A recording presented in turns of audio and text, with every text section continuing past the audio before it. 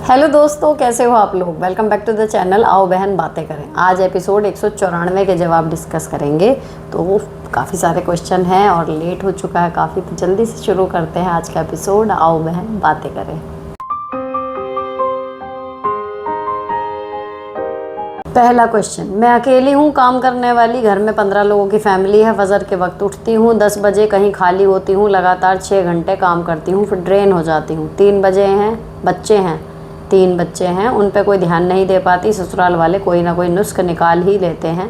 Taunt करने के दिन भर सोचते रहते हैं और खुद का कोई केयर या काम नहीं करती। बस 6 आवर सुबह में, 4 आवर शाम में, पकाओ खिलाओ, बस कोई कुछ नहीं करता। जॉब, स्टडी, ऑफिस, पर खाना आँख खुलते ही चाहिए। 6 बजे भी उठेंगे तो बोलेंगे अभी नहीं बना, तो सास बोलेगी इतनी जल्दी मिल जाएगा क्या। किसी से शेयर नहीं करती कुछ भी, मन में बात दबाते दबाते खो सी गई हूँ। अपने बच्चों को टाइम नहीं देती, कहाँ से स्टार्ट करूँ, हेल्प मी। मेटा भी फेल हो गया, होप यू हेल्प मी। देखो, मेटा इसलिए फेल हो गया, मेटा मेरे वाले केस में भी फेल हो गया क्योंकि हम एक अनरियलिस्टिक रूटीन उससे एक्सपेक्ट कर रहे हैं कि वो हमें बना के दे। मेरे रूटीन में भी मेटा से मैंने बताया था 3 बार बनाया था, तो वो या तो यूट्यूब के घंटे कम करो, या नींद के घंटे कम करो, या जॉब के घंटे कम करो। 24 घंटे में वो सारे काम नहीं कर रहा था जो मैं कर रही हूँ। तो बात यह है कि मैं चाह रही थी कि शायद मेटा ऐसा कोई शेड्यूल बना देगा जिसमें मैं ये सारे काम डेली, शायद मुझसे नहीं बन पा रहा हिसाब, कोई ना कोई 1-2 काम छूट जा रहे हैं जो मुझे अल्टरनेटिव डे पे पूरे करने पड़ रहे हैं। क्या पता वहाँ से कुछ आए, लेकिन एक्चुअली आपने पहले ही एक पूरी तरीके से फिट अपने घंटों को काम के अकॉर्डिंग किया हुआ है, तो वहाँ गुंजाइश है ही नहीं, तो उसमें मेटा क्या ही करेगा। अब आपका भी है। अब जब तक आप इस चीज़ को लेती रहोगी कि 15 लोग हैं और काम सिर्फ आपको करना है, तब तक ये पॉसिबल ही नहीं है आपके लिए कोई मी टाइम या कुछ भी और करना, क्योंकि इतना सारा काम अगर एक अकेला आदमी निपटा रहा है, सारे लोग सिर्फ काम बढ़ाने के लिए, करवाने वाला कोई नहीं है, तो ऑब्वियसली आपके घंटे लिमिटेड हैं, एनर्जी भी लिमिटेड है, वो जाएगी ही जाएगी। तो जब आपको ये नहीं है कि इसमें टाइम टेबल में चेंज करो, आपको अपने काम में चेंज करना होगा कि भाई ये काम डिस्ट्रीब्यूट होना ही है। और दूसरी चीज़, नुस्खा निकाल ही रहा है जब कोई आदमी, तो ऐसे का तो सबसे बढ़िया इलाज होता है कि उतना करो जितना आपसे आराम से हो, जो आपकी प्रायोरिटी के पूरा होने के बाद आपके टाइम और एनर्जी जो लेफ्ट है उनमें हो जाए। एक तो ये है कि भाई छोटा बच्चा है, मान लो मेरे 6 बच्चे हैं, अब मुझे उनका ध्यान रखना है, तो मैं चाहे थक रही हूँ, मर रही हूँ, चाहे मुझे अपना कुछ छोड़ना पड़े पसंद का काम, लेकिन भाई मेरी औलाद है, मैं उनका करने के लिए कैसे भी करके टाइम मैनेज करूँगी, है ना। लेकिन एक है कि मैं आई हूँ भाई, बहू बन के आए हैं, ठीक है, जिम्मेदारी निभा रहे हैं, सब कुछ है, लेकिन कोई बेना तनख्वाह का नौकर बन के थोड़ी आ गए कि बाकी के 15 में से 14 लोग जो हैं वो बैठेंगे, उनकी हम सेवा करेंगे। एक अकेले हमारे जो 3 बच्चे हैं, हम उनके कुछ नहीं कर पा रहे, बस बड़ों का ही भरना नहीं भर रहा। तो यहाँ आपको काम डिस्ट्रीब्यूट करने की ज़रूरत है, बोलने की ज़रूरत है कि भाई इतना मैं अकेले नहीं करूँगी। 14 लोग हो, 14 में से 3, 6, 8 बच्चे भी निकाल दो, तो भी कम से कम 5-6 जो बड़े लोग होंगे मिल के करो काम। ये आपको सीरियसली बोलना होएगा। और अगर कोई नहीं सुनता, हो सकती है पॉसिबिलिटी कि सुने ही ना, तो फिर वही है कि आप भी उतना करो जितना ईजीली हो पा रहा है। क्योंकि देखो, इस तरीके से काम करना ना कि लगातार हम काम कर रहे हैं, उसके बाद ड्रेन हो रहे हैं, फिर अगले शिफ्ट का काम कर रहे हैं, फिर सो जा रहे हैं। हम जो ज़रूरी काम है, हमारे अपने लिए टाइम या बच्चों के लिए टाइम हम निकाल नहीं रहे। ऐसा देखो, कोई शादी है, फंक्शन है, एग्ज़ाम है, कोई ड्यूटी है एक्स्ट्रा, किसी और के घर के परिवार वालों के साथ कोई बीमारी आ रही है, कुछ दिन का होता है, टेम्परेरी होता है, इस तरीके का शेड्यूल चल जाता है। लेकिन अगर सब कुछ नॉर्मल है और तब ये रूटीन है, तो ये प्रैक्टिकली ठीक भी नहीं है और आपको कहीं ना कहीं जाके रुकना पड़ेगा। तो इससे पहले कि बस्ट आउट हो और आप बिल्कुल तांडव मचा दो, इससे बढ़िया आराम से बात करो और धीरे धीरे अपना वर्कलोड कम करना शुरू करो। इसमें टाइम टेबल की नहीं, वर्कलोड घटाने की ज़रूरत है, ठीक है। नेक्स्ट, मैम मेरी भी सेम कंडीशन है। शादी के पहले अच्छी खासी जॉब थी, सैलरी अच्छी थी, जैसे ही कंसीव किया घर वालों ने जॉब छुड़वा दी, फिर बच्चा हुआ, उसकी टेक केयर करो। वो 3 साल का है, पर अब घर वाले कहते हैं कि तुम जॉब करोगी तो बच्चे को कौन संभालेगा। घर में सिर्फ सास है, पति दोनों जॉब करते हैं और मैं घर में रहती हूँ, पैसे नहीं कमाती, इसलिए ना मुझसे कोई सलाह ली जाती है, ना ही घर की चीज़ें डिस्कस की जाती हैं। कुछ अगर बताओ भी तो पागल समझते हैं। अब ऐसा लगता है कि करियर सब ख़त्म हो गया। ऐसा ही होता है, लेकिन अभी भी हिम्मत मत हारो। जो आप घर में रह के घर संभाल रही हो, उसी के बदौलत वो दोनों बाहर जाके नौकरी कर पा रहे हैं और उनके आने वाली जनरेशन को आप एक अच्छा जीवन देने के लिए घर पे रुकी हुई हो। तो अपनी अहमियत को ना तो कम आंको और दूसरी चीज़, बच्चा हमेशा इतना छोटा नहीं रहेगा, स्कूल जाने लगेगा, अपनी जॉब पे वापस जाओ। थोड़ी परेशानी होगी, देखो घर में एक आदमी परमानेंट रहता, सुख तो रहता है, खाना बना हुआ मिल रहा है, कपड़े धुले हुए मिल रहे हैं, घर मैनेज मिल रहा है, सब लोग काम पे जाते हैं, थोड़ा घर व्यस्त होता है। अभी आपको किसी को गिलास उठा के देने की ज़रूरत नहीं है, आपको फिर घर जाके थोड़ा सा काम भी करना पड़ेगा। तो जब आप कहोगे ना कि मैं जॉब पे जा रही हूँ, तो बाकी के दो को थोड़ा परेशानी होएगी, लेकिन आपका अगर डिसीजन फर्म है कि मुझे जाना है जॉब पे, और जो स्थिति है अपने घर में बता रही हो उस हिसाब से जाओ ही जाओ, तो बच्चा स्कूल जाने लगेगा, उसके टाइमिंग के अकॉर्डिंग अपनी जॉब वापस से रीज्वाइन करना। Next, thank you so much the for actual reply. अभी मैं कोलकाता में रहती हूँ, मामा जी दिल्ली में रहते हैं। अभी गर्मी की छुट्टी में जाने का मन कर रहा था 20 दिन के लिए, बट हस्बैंड बार बार मामा जी रूड बात कर रहे हैं और बोल रहे हैं कि बिना बच्चे को जाएगी। बट दी मुझे समझ नहीं आ रहा मैं बाबू के बिना कैसे रहूँगी। नाइट में कलेजा धक धक करने लग जाता है जब मुझे याद आती है कि मैंने आज बाबू को क्यों डांटा या नाराज़ किया। मुझे समझ नहीं आता मैं क्या करूँ, जाऊँ या नहीं। हस्बैंड बोल रहे हैं बाबू को दादी के घर दे आएंगे और मैं ऑफिस करूँगा, तुम जाओ जहाँ जाना है। बाबू बस 5 साल का है, जबकि हस्बैंड अपनी फैमिली की वजह से कभी मेरे साथ रिश्ता अच्छा नहीं किया, ना ही सपोर्ट, ना ही रोमांस, कुछ नहीं। बस उनकी ज़रूरत मैं पूरा करती हूँ तो ठीक, और ना करूँ तो साइलेंट ट्रीटमेंट देते हैं। प्लीज़ रिप्लाई दिए, आप हमेशा हेल्दी एंड हैप्पी रहें। देखो आपका बच्चा आपने कभी पहले छोड़ा नहीं है, इसलिए आपको ऐसा लग रहा है, लेकिन 5 साल का क्या, जब 6 महीने का भी होता है, जॉब वाली महिलाएं निकलती हैं ना, तो आप 1 बार 2 बार आपको शुरू में लगेगा, लेकिन अगर आपका बच्चे की देखभाल करने वाली उसकी दादी हैं एंड ध्यान रख लेती हैं, आप जाओ, 1 आध बार जाओगे, आप खुद सरप्राइज़ हो जाओगे कि वो रह लेगा। और अगर भगवान ना करे, लेकिन अगर वो हुड़कता है, कुछ परेशान होता है, तो अगली बार से फिर उस तरीके सोचना, लेकिन कभी ना कभी तो स्टार्टिंग करोगे ही ना, तो जाओ। मेरा जवाब अभी भी यही है। नेक्स्ट, दीदी मेरा बेटा 10 साल का है और हिंदी इंग्लिश दोनों की बुक रीडिंग नहीं आती, उसका मैथ भी अच्छा नहीं है, मुझे बच्चों को पढ़ाना नहीं आता, पर अब मैं अपने बच्चों को पढ़ा चाहती हूँ। मेरी बेटी 13 साल की है, वो 8th क्लास में है, वो पढ़ाई में मीडियम है, शुरू से ही होम ट्यूशन लगवा रखा है पर कोई फ़ायदा नहीं है। इस साल से ही मेरे पति बच्चों को सरकारी स्कूल में दोनों को भेज रहे हैं, मुझे दोनों के लिए चिंता हो रही है। दवाइयों से पीछा छूटा तब तक बच्चों का पढ़ाई का नुकसान हो गया है। क्या मैं आपकी वजह से लाइफ में वापस आई हूँ अपने बच्चों के लिए। देखो अनामिका, तुम ना बच्चों के लिए ये जो होम ट्यूटर भी लगवाया ना, ज़रूरी नहीं है कि घर पे आके पढ़ा रहा है तो वो अच्छा ही पढ़ा रहा हो। अगर बच्चे की बुद्धि सामान्य है, वो और चीज़ों में भी दिमाग का पता चल जाता है ना, बच्चा कैसे काम कर रहा है, अगर उसकी बुद्धि सामान्य है तो ऐसा नहीं है कि उसको पढ़ना नहीं आएगा। आप टीचर बदल के देख लो। और दूसरी चीज़, सरकारी स्कूल भी हर जगह ऐसे नहीं है कि बिल्कुल जर्जर हालत में कुछ है, तो ठीक है अगर वो स्विच कर रहे हैं, आप अपना होम ट्यूटर जो है ना वो बदल के एक बार देख लो, क्योंकि 10 साल का बच्चा, उसे किताब पढ़नी आ जानी चाहिए थी, पर कुछ सर्कमस्टेंसेस की वजह से अगर नहीं आई है तो आप टीचर बदलो, हिम्मत मत हारो, आ जाएगा पढ़ना, ऐसा नहीं है। नेक्स्ट, मैम नमस्ते, मुझे आपसे IQ पूछना है। IQ नहीं होगा ये, एक क्वेश्चन पूछना है। मेरे ससुर बहुत बदतमीज़ हैं, उन्होंने मेरे साथ बदतमीज़ी करने की कोशिश की पर मैंने मना किया और घर में सबको बता दिया, तो मेरे मिस्टर से कहने लगे तो मेरे साथ सोई थी और भी बहुत कुछ।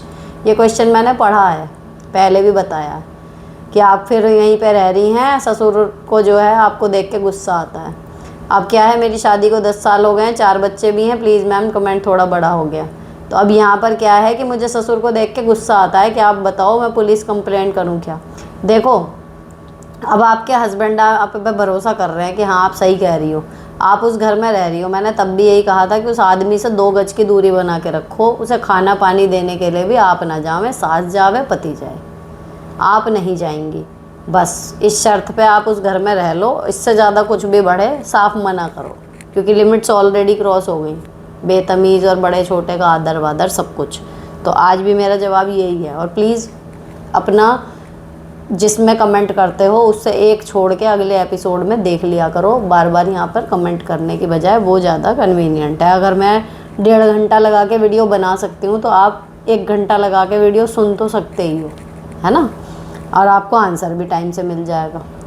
नेक्स्ट, मेरा बेटा 1 आवर पहले स्कूल जाता है, नंद बाद में, तब तक मेरा खाना बन जाता है, सब कुछ बेटे को अपने हिसाब से देती हूँ, टिफ़िन जो जल्दी बन जाए, और नंद को चाहिए 56 भोग। मैं चूल्हे पर खाना बनाती हूँ जहाँ मुर्गी वगैरह रहती हैं, कोई नहीं तो पीछे तो मैं घर में नाश्ता देने नहीं गई तो नंद मेरी गुस्से में चली गई स्कूल बिना खाए और टिफ़िन लिए। मैंने बोला आकर ले लो, बोली मैं रेडी हो रही हूँ, ला के रख, मैं नहीं नहीं कि मुर्गी खाने को ख़राब कर देगी। तो सास बातें सुना रही थी, मैंने बोला रेडी था आकर ले लेती। तो मेरी सास अपनी सास को बोली मेरी सास अपनी सास को बोली, उनकी भी सास है, उसको तो दादी बोलती है कि तेल मेरा आटा मेरा और मेरी बेटी ना दे, ऐसे तो मैं उसके बेटे को भी ना बनाने दूँ। जबकि घर का सारा खर्च मेरे हस्बैंड चलाते हैं, उन लोग के चक्कर में 1 रुपए की भी सेविंग नहीं है, सब माँ को देते हैं, उसी से सारा घर चलता है। मैं पकाकर और वो कमाकर खिलाते हैं, और ना तो वो कभी माइंड करते हैं ना ही ज़्यादा मैं करती हूँ। मैं दादी की बात सुन ली तो सास से बोली मैं डेली देती थी तो तारीफ़ नहीं की आप, और एक दिन नहीं दे सकी तो बुराई करने लगी। बोलती है क्यों करूँ तारीफ़, और बड़बड़ाते चली गई। मुझे दादी की बात इतनी ख़राब लगी, अगर मेरे बस में होता तो मैं आज ही अलग हो जाती। ये लोग मेरा खाना देखते थे तब तक छुप छुप के, अब मेरे बेटे को भी बोलते हैं, जबकि दिन भर मेरा बेटा एक बार खाता है स्कूल में। अगर अलग होने का ऑप्शन है तो हो जाओ, लेकिन नहीं भी है तो आज के बाद ही सबक ले लो कि भैया तुमने इतने दिन करा, उसको ज़ीरो कर दिया गया, एक दिन नहीं करा सारे पे पानी फिर गया। यही होता है जब एहसान फरामोशों के साथ हम अपना टाइम और एनर्जी या इमोशंस इन्वेस्ट करते हैं। आज के बाद अमेठा लगा लो। और रही बात ये कि लेके जाने की, लेके जा, बनाऊंगी, और हो सके ना, मतलब ये कोई बात नहीं होती। ये तो ये है कि चलो एक आदमी नाश्ता बना रहा है तो चलो तुम बाहर जा रही हो हम भी बना दें, कोई ये ठेका नहीं लिया हुआ तो किसी ने किसी का, ठीक है। कल को घर जाएगी अपने ससुराल में, वहाँ कौन बना के देगा उसको। हर आदमी को इतना होना चाहिए कि भैया इतनी नाक है ना, तो चाहे वो लड़का हो या लड़की हो, उसे खुद बना के अपना टिफ़िन लेके चला जाए, इस लायक होना चाहिए। दूसरे पे हुक्म चला के नौकरी करके तनख्वाह आपको ला के दे रही है क्या, जो इतना एहसान तोड़ रही है वो हैं। तो सीधा सी बात है कि ऐसे तो ऐसे ठीक, खाना टिफ़िन अब तुझे ले जाना है तो ये रखा ले जा, नहीं तो रहने दे, जा रोज़ भूखी। बूढ़ो जो दोनों बूढ़ी बड़बड़ा रही हैं ना, बड़बड़ाने दो, क्योंकि उसका कोई लॉजिक ही नहीं है। काम करके कोई दे रहा है तो उसके कम से कम, अब कह रही है ना कि क्यों तारीफ़ करूं, तो मत करो तारीफ़, हम तो कुछ कर ही नहीं रहे स्पेशल, तो करेंगे ही नहीं। मेरा तो हमेशा का ये सलाह रहती है, अगर कोई हमारे गुण एहसान ना माने ना, और हमारे करे के बाद भी ये कह दे कि तू करती क्या है, तो सिंपल है, जो हम करते हैं ना उस काम को करना छोड़ दो, तो अपने आप जवाब मिल जाएगा कि हम करते क्या हैं। और जब वो काम नहीं होगा कि ये काम क्यों नहीं हुआ, तो पता नहीं कौन करता था, मैं तो करती ही नहीं थी। 1-2 दिन लो तो मज़े, ऐसे भी पता तो चले। डायलॉग बाजी करना कितना आसान है, और जब काम करने वाला काम छोड़ देता है, जब घर दिन नहीं चलता, जब कैसा लगता है। नेक्स्ट, अगर घर की बेटी बिना बात के फ़ोन करना बंद कर दे तो क्या करे, मन करता है छोड़ दूं मैं भी, पर समझ से डर लगता है, समाज से। सब बोलते हैं कि बहन बेटी का रूठ जाना ठीक नहीं होता, पर मैंने कुछ करा भी नहीं, उसने दूसरे भाइयों के चक्कर में फ़ोन करना बंद कर दिया, उनके साथ अच्छे से रहती है। तो भैया फ़ोन अगर वो नहीं कर रही और बहन बेटी वाला इतना मानते हो, तो हारी बीमारी हुई या त्यौहार हुआ या कोई वो होते हैं ओकेजन्स, उन पे आप अपनी तरफ से मैसेज कर दो, मन करे कॉल कर लो, बदले में वो कर ले ठीक, नहीं करे तो ठीक। और 3-4 बार करने पे भी कोई रिवर्ट बैक ना आए। मैसेज में तो देखो फिर भी कोई नहीं जा रहा, अपना मैसेज करते रहो, लेकिन कॉल करी उठाया नहीं ये वो, तो उसे भी फिर बाद में देखना कि भैया आपके पास एक कहने का पॉइंट हो गया कि मैं तो कर ही रही थी, कब तक एक तरफ से ही कोशिश होती रहेगी। नेक्स्ट, मैम क्या चुप रहना हर प्रॉब्लम का सलूशन है? क्या इंसान को अंदर से कमज़ोर नहीं बनाता? बिल्कुल, मैं तो कभी नहीं कहती कि हर प्रॉब्लम का सलूशन चुप रहना है। मुझे तो लगता है हर प्रॉब्लम का सलूशन होता है कि उसको सिस्टमेटिकली सोच के बात करी जाए उस पर, तभी हल निकलता है। लेकिन कुछ चीज़ें होती हैं छोटी सी, जिनको हो सकता है रिएक्ट ना करें, लेट इट बी कर दें, तो वो शायद उतनी बड़ी ही ना बने। लेकिन हल जहाँ तक है कि किसी समस्या का हल निकालना है, तो वो तो बोलने से निकलेगा, समझदारी भरी बात। नेक्स्ट, जब आपकी बात सुनती हूँ तो लगता है सब कर लूँ, पर बाद में डर लगता है। अगर हमारे मन में डर लगता है ना, तो यानी कि कहीं ना कहीं हम अभी श्योर नहीं है अपने डिसीजन को लेके।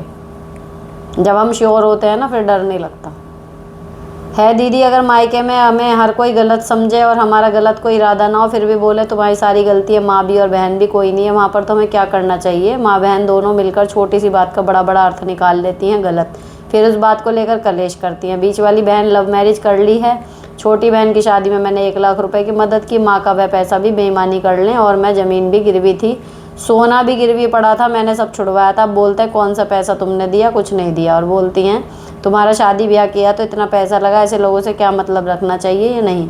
भाई नहीं है, बीच वाली बहन सोचती है जो भी प्रॉपर्टी है मेरी हो जाए, अपने दोनों बच्चे वहाँ पर रखी हुई है, तो सारी राड़ आपके घर में प्रॉपर्टी की है। अगर मेरी सलाह यहाँ पे, अगर आप अपने ढंग से सर्वाइव करने की स्थिति में हो आर्थिक रूप से, महंगे की प्रॉपर्टी आपको मिले ना मिले कोई फ़र्क नहीं पड़ता, तो जस्ट अलग हो जाओ उस चीज़ से, है ना। मतलब फिर अगेन वही कि हारी बीमारी त्यौहार पे मिल लो, न्यू ईयर सेलिब्रेशन ये वो, मैं मैसेज कर दो, अगर उसमें भी प्रॉब्लम है तो जस्ट अलग हो जाओ। उनको ये कन्फर्म होने दो कि हाँ भैया जो है हमारा ही है, वो नहीं आ रही लेने, तब शायद वो थोड़े माइल्ड हो जाएंगे। वो एक्स्ट्रा प्रोटेक्टिव इसीलिए हो रहे हैं क्योंकि उनको संपत्ति चाहिए। नेक्स्ट दी, मैं अपने मायके वालों जैसे मेरे दोनों भाई एंड भाभी मेरे माँ बाप से बहुत ज़्यादा दुखी हूँ। वो लोग जब भी मैं यहाँ हैदराबाद अपने घर होती हूँ तो बहुत फ़ोन करके नाक में दम कर लेते हैं, पर जब ईयरली 1-2 डेज़ के लिए मैके जाती हूँ तो वहाँ उन लोगों का कुछ और फेस मेरे सामने आता है। मेरे 2 दिन की रोटी के लिए भी भाभी लोग मेरी माँ से लड़ाई करती हैं, तुम्हारी बेटी के लिए खाना नहीं बनाएंगे, वो खुद बनाए। मेरे भाई भाभी लोगों को शेयर पर चलाते हैं, यहाँ तक कि वो मेरे से अच्छे तक बात तक नहीं करते। मेरी माँ मेरी डिसरिस्पेक्ट देखने के बाद भी मेरी आइज़ में धूल झोंकती है, बोलती है भाई तुम्हारे लिए जान देते हैं, और हमेशा मेरे पति के अगेंस्ट मुझे भड़काती रहती है। वो 2 बार मेरा घर तोड़वा चुकी। अब जब सब कुछ सही है मेरी लाइफ में, वो हमेशा मेरा नुकसान करवा के अपने बेटों के साथ निभाती है। मुझे बहुत दर्द होता है, मुझे इतने टॉक्सिक रिश्ते क्यों दिए भगवान ने, कैसे डिटैचमेंट करूँ मैं खुद को ऐसे टॉक्सिक रिश्तों से। मैं अपने मायके से रिलेशन ख़त्म करना चाहती हूँ मेंटली, तो एकदम तो हो जाएगा ख़त्म जब करना चाहते हो। आपने उनके असली चेहरे देख लिए, उनका मोटिव देख लिया, उनका व्यवहार देख लिया, तो ख़त्म हो चुका वो ऑलरेडी। आप कहाँ अटकी हुई हो, जितना जा रही हो वो भी मत जाओ। और रही बात फ़ोन करके नाक में दम करने की, एक बार बोल दो कि भैया जब मैं आती हूँ ना तो तुम्हारे लोगों के निकलते हैं दम, अब मैं यहाँ अपना काम करूँ या तुम्हारे फेक फ़ोन सुनूँ। एक आध बार ढंग से बोल दो। और ऐसे मैं हमेशा कहती हूँ, जो रिश्ते तुम अंदर से खा रहे हो ना, ऐसे रिश्तों के बजाय अकेले रहना ज़्यादा आसान। दुनिया में अरबों खरबों लोग हैं, अगर हमारे 4 फैमिली मेम्बर नहीं होंगे तो ऐसा नहीं है कि हम ऐसे ही मर जाएंगे। अपने आप को पॉजिटिव रखो, खुला रखो, लोगों से बातचीत करते रहो, कनेक्शन अपने बनाए रखो। नहीं है ऐसे टॉक्सिक रिश्ते, कोई बात नहीं, और रिश्ते बाहर पास पड़ोस यार दोस्त कज़िन कहीं ना कहीं बनी जाएंगे। नेक्स्ट दी, मेरा एक भाई है, वो मुझसे कोई बात नहीं करता। भाभी की बातों में आकर मुझे भाभी से डर लगता है, वो ड्रामा क्रिएट करती हैं। भाई के पास कोई जॉब नहीं, मेरा एक ही भाई है पर वो मुझसे बात नहीं करता। मैं बड़ी बहन हूँ, उसका बुरा नहीं चाहती ना भाभी का। अगर आप उनका बुरा नहीं चाहती ना, और आपको लग रहा है कि अब मेरी वजह से उन दोनों के बीच में, या फिर वो भाभी मेरे साथ तमाशा करेगी फिर भाई भी बीच में पजल होएगा, अगर मैं आपकी जगह रख कर खुद को सोचूं तो मैं हट ही जाऊंगी उनकी लाइफ से। अगर वो बात नहीं करता तो ना करें, मुझे ये तसल्ली रहेगी कम से कम दोनों पति पत्नी तो साथ रह रहे हैं। खबर इधर उधर से मिल जाती है, ठीक रह रहे नहीं रह रहे, उनको अपनी लाइफ में होने दो कि भैया कर लो जो करना, तुम मेरी वजह से कोई प्रॉब्लम क्रिएट मत करो, और आप अपनी लाइफ में खुश रहना सीख लो। नेक्स्ट, हेलो दीदी, मेरी सासू माँ लड़ाई लगाने की मशीन है। 11 साल पति के साथ ऐसे ही निकल गए, लड़ते झगड़ते, ओनली रीज़न माई MIL। अब देवरानी है, 6 साल से उसको बहुत मानती हैं, मुझे कोई प्रॉब्लम नहीं होती क्योंकि दोनों एक जैसी हैं। मैं बस दूर से दोनों के मज़े लेती हूँ, पर प्रॉब्लम यह है कि MIL सुको सबको मेरे बारे में बहुत कुछ बोलती है। जब कभी भी झगड़ा होता है मुझे सुनाने में पीछे नहीं हटती कि मेरी आदतें MIL को पसंद नहीं है, सब मुझे बेकार बोलते हैं। मुझे डर है कि ये इतना सीख चुकी है कि MIL के दुनिया के जाने के बाद भी मेरे गले की हड्डी ना बन जाए। मेरे लिए बहुत अनाप शनाप बोलती है, बेटी बड़ी हो रही है, कैसे सब संभालूं कुछ समझ नहीं आता। हस्बैंड बदनाम के हैं, कोई मुझे कुछ भी बोले हमेशा सामने वाले की साइड लेते हैं, प्लीज़ कुछ बताएं। देखो, अगर मुझे किसी की बात इतनी चुभ रही है कि मैं परेशान हो रही हूँ, और तो मैं हस्बैंड का मुंह नहीं देखूँगी कि वो साथ दें या कुछ बोलें, मैं तो वहीं उसका मुंह तोड़ जवाब दे दा के छुट्टी करूँगी। मान लो कोई मुझे कह रहा है किसी ऐसी चीज़ के लिए जो मैं नहीं करती, कि ये तो झूठी है, या ये तो ये है, या ये तो काम नहीं करती है, कुछ भी है ना, एक आध बार 2 बार जब तक मुझे लगेगा अरे छोड़ जो मैं हूँ वो तो रहूँगी, इसके कहने से क्या हो रहा है। लेकिन अगर उसने इतनी बार कह दिया या कुछ ऐसा हुआ कि मुझे फ़र्क पड़ रहा है, तो मैं तो वहीं पे ही सुनाऊँगी ढंग से, ताकि आगे से बोलने से पहले एक आध बार तो सोचे कि भैया यहाँ से पलटवार आ सकता है। और अपनी बेटी के सामने अपनी इमेज ठीक करने के लिए भी आपको बोलना ज़रूरी है, कि नहीं तो उसको लगेगा कि दादी चाची इतना कह रही, मम्मी कुछ बोलती नहीं तो शायद ये सही कह रही है। ये भी बात है, और सामने ही बोलना पड़ेगा। आप अपनी बेटी को सोचें बेडरूम में अपनी कहानियाँ सुना के सेट कर लें, वो भी बात नहीं बनेगी। आपको अपनी बेटी के सामने ही अपोज ये चीज़ करनी पड़ेगी, तब उसे समझ में आएगा कि नहीं मेरी माँ गलत नहीं है। नेक्स्ट, दीदी मैं किसी के साथ कितना भी अच्छा कर लूँ लोग बुरा ही समझते हैं, हमेशा गिराने की कोशिश करते हैं, बहुत तकलीफ़ होती है, क्या करूँ। उन्हें गिरा लेने दो, इतना मजबूत बनो कि कोई गिराने की कोशिश कर रहा है यानी कि आप ऑलरेडी उनसे ऊपर हो, बस ये याद रखना, ठीक है। और रही बात ये कि किसी के साथ हम कितना भी अच्छा कर लें, मैं हमेशा कहती हूँ अच्छा करो, लेकिन ये सोच के करो कि नेकी कर दरिया में डाल, उसका फल वो हमें देगा। इंसान की इतनी गुंजाइश नहीं है कि कोई हमारे एहसान का बदला हमें दे, है ना, और ना हम उस पर एहसान कर रहे हैं, इंसान होने के नाते हमारी भी इतनी गुंजाइश नहीं है। अगर हम किसी की मदद कर पा रहे हैं तो ये भी प्रभु की कृपा है और उसका फल भी प्रभु ही देंगे। ज़रूरी नहीं है कि मैंने एक, मान लो कि राम श्याम जो भी है, मैंने उसकी मदद करी तो कल को वो राम श्याम ही मेरी मदद करेगा। हो सकता है कोई अलग सा मोहन या सोहन मेरी मदद कर दे, लेकिन अगर मैंने किसी के साथ कुछ अच्छा करा है तो ऑटोमेटिकली जब मुझे ज़रूरत होगी तो मेरे साथ कहीं ना कहीं से अच्छा हो जाएगा। ये सोच के करोगे तो कभी भी इस बात को लेके गुस्सा नहीं आएगा कि यार मैंने इसके साथ इतना अच्छा करा, इसने मेरे लिए कुछ नहीं करा, है ना। उसने भले नहीं करा, भगवान कहीं ना कहीं और से करवा देंगे आपके लिए। अगर आपने अच्छा करा है सिर्फ इसलिए कि चलो मेरे हाथ से अगर किसी का भला हो सकता है तो मैं कर दूँ, ये सोच के नहीं करो कि मैंने इसके लिए करा कल को ये मेरे लिए खड़ा होएगा, कोई नहीं खड़ा होता, बहुत विरले केस हैं, है ना। आप पूरी चक्कर घूम के देखो, आप किसी और के लिए कर रहे हो, कोई आपके लिए कर रहा है, ऐसे ही चल रहा है अगर मैं अपना लाइफ साइकिल देखूँ तो। नेक्स्ट, दीदी मेरे पास 2 बेटियां हैं लेकिन सब बोलते हैं किसी तीसरा बच्चा कर ले शायद लड़का हो जाए, लेकिन आज के टाइम को देखने से इतना बुरा टाइम आ चुका, मेरा मन नहीं करता, आप प्लीज़ मुझे बताना क्या करना चाहिए। मेरी तो लाइफ है, क्या करना चाहिए, मेरा मन नहीं है तीसरा बच्चा करने का, मैं तो कर ही नहीं रही। कहने वाले कहते रहो, उनका मुँह है, पैदा तो हमें करना है, तो यहाँ तो आपकी मर्ज़ी है, आपको करना है करो, नहीं करना मत करो। कहने वालों का कुछ नहीं जा रहा, उनका कुछ भी होएगा वो तो बोल ही देंगे। या तीसरा बच्चा शायद लड़का हो जाए तो लड़की हो जाएगी, तो फिर क्या करोगे, पालनी तो वो आपको है ना। तो लड़का है लड़की है, तीसरा करना है नहीं करना है, भैया ये तुम्हारा डिसीजन है, कहने वालों की बातों पर मत जाओ बिल्कुल भी। नेक्स्ट, हाय दी, मैंने कई बार कमेंट किया 3 नंदे हैं, हस्बैंड सिंगल सन है, पर हमेशा कोई मतलब नहीं रखता हमसे। फ़र्ज़ की टाइम ससुर फ़र्ज़ याद दिलाते हैं शुरू से कि कभी प्यार सम्मान नहीं दिया। अब समर वेकेशन में मेरे घर जाऊंगी तो ससुर सबसे बुराई करेंगे कि मेरी बेटियां आई हुई हैं पर बहू मायके गई करके, कि मेरी बेटियों को मान नहीं रखती, जबकि मैं हर बार त्योहार में जाती हूँ ससुराल बेमन भी, फिर भी मिलता यही बुराई। नंदे त्योहार पर भी कॉल नहीं करती, बुआ के फंक्शन में बात तक नहीं की। अब मेरा भी मन है एक तरफ से, कितना करूँ, उनकी तरह इग्नोर करना ही मुझे नहीं आता, बहुत स्ट्रेस ले लेती हूँ, क्या करूं। ज़्यादा स्ट्रेस मत लो, ओवर थिंकिंग मत करो। जब ये बात आती है कि जब वो आई हैं ये वहाँ चली गई, तो भैया तुम्हारी लड़कियाँ अपने मायके आई हैं तो मैं ना जाऊँ अपने मायके। और ये तो सर्वव्यापी प्रॉब्लम है, समझदार जो लोग हैं उन्होंने हल निकाल लिया।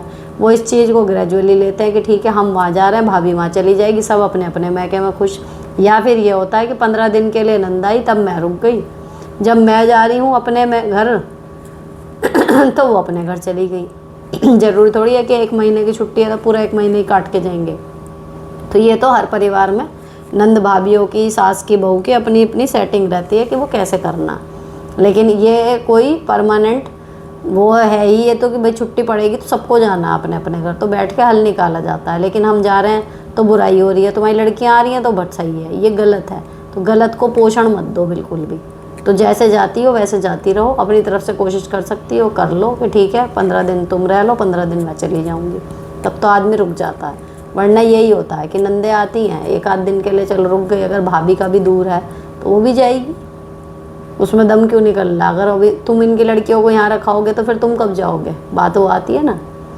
तो ये तो बेसिर पैर की बात है। और 1 आध साल की हो, कोई इमरजेंसी है, चलो बहू छोड़ दे, एडजस्ट कर ले, लेकिन पूरी ज़िंदगी का यही है, हर छुट्टियों में वो आएंगे, हर छुट्टी में हम नहीं जाएंगे, तो ऐसे नहीं काम चलेगा ना। तो सारी ज़िंदगी जो चीज़ चल रही है उसका तो हल निकालना पड़ेगा।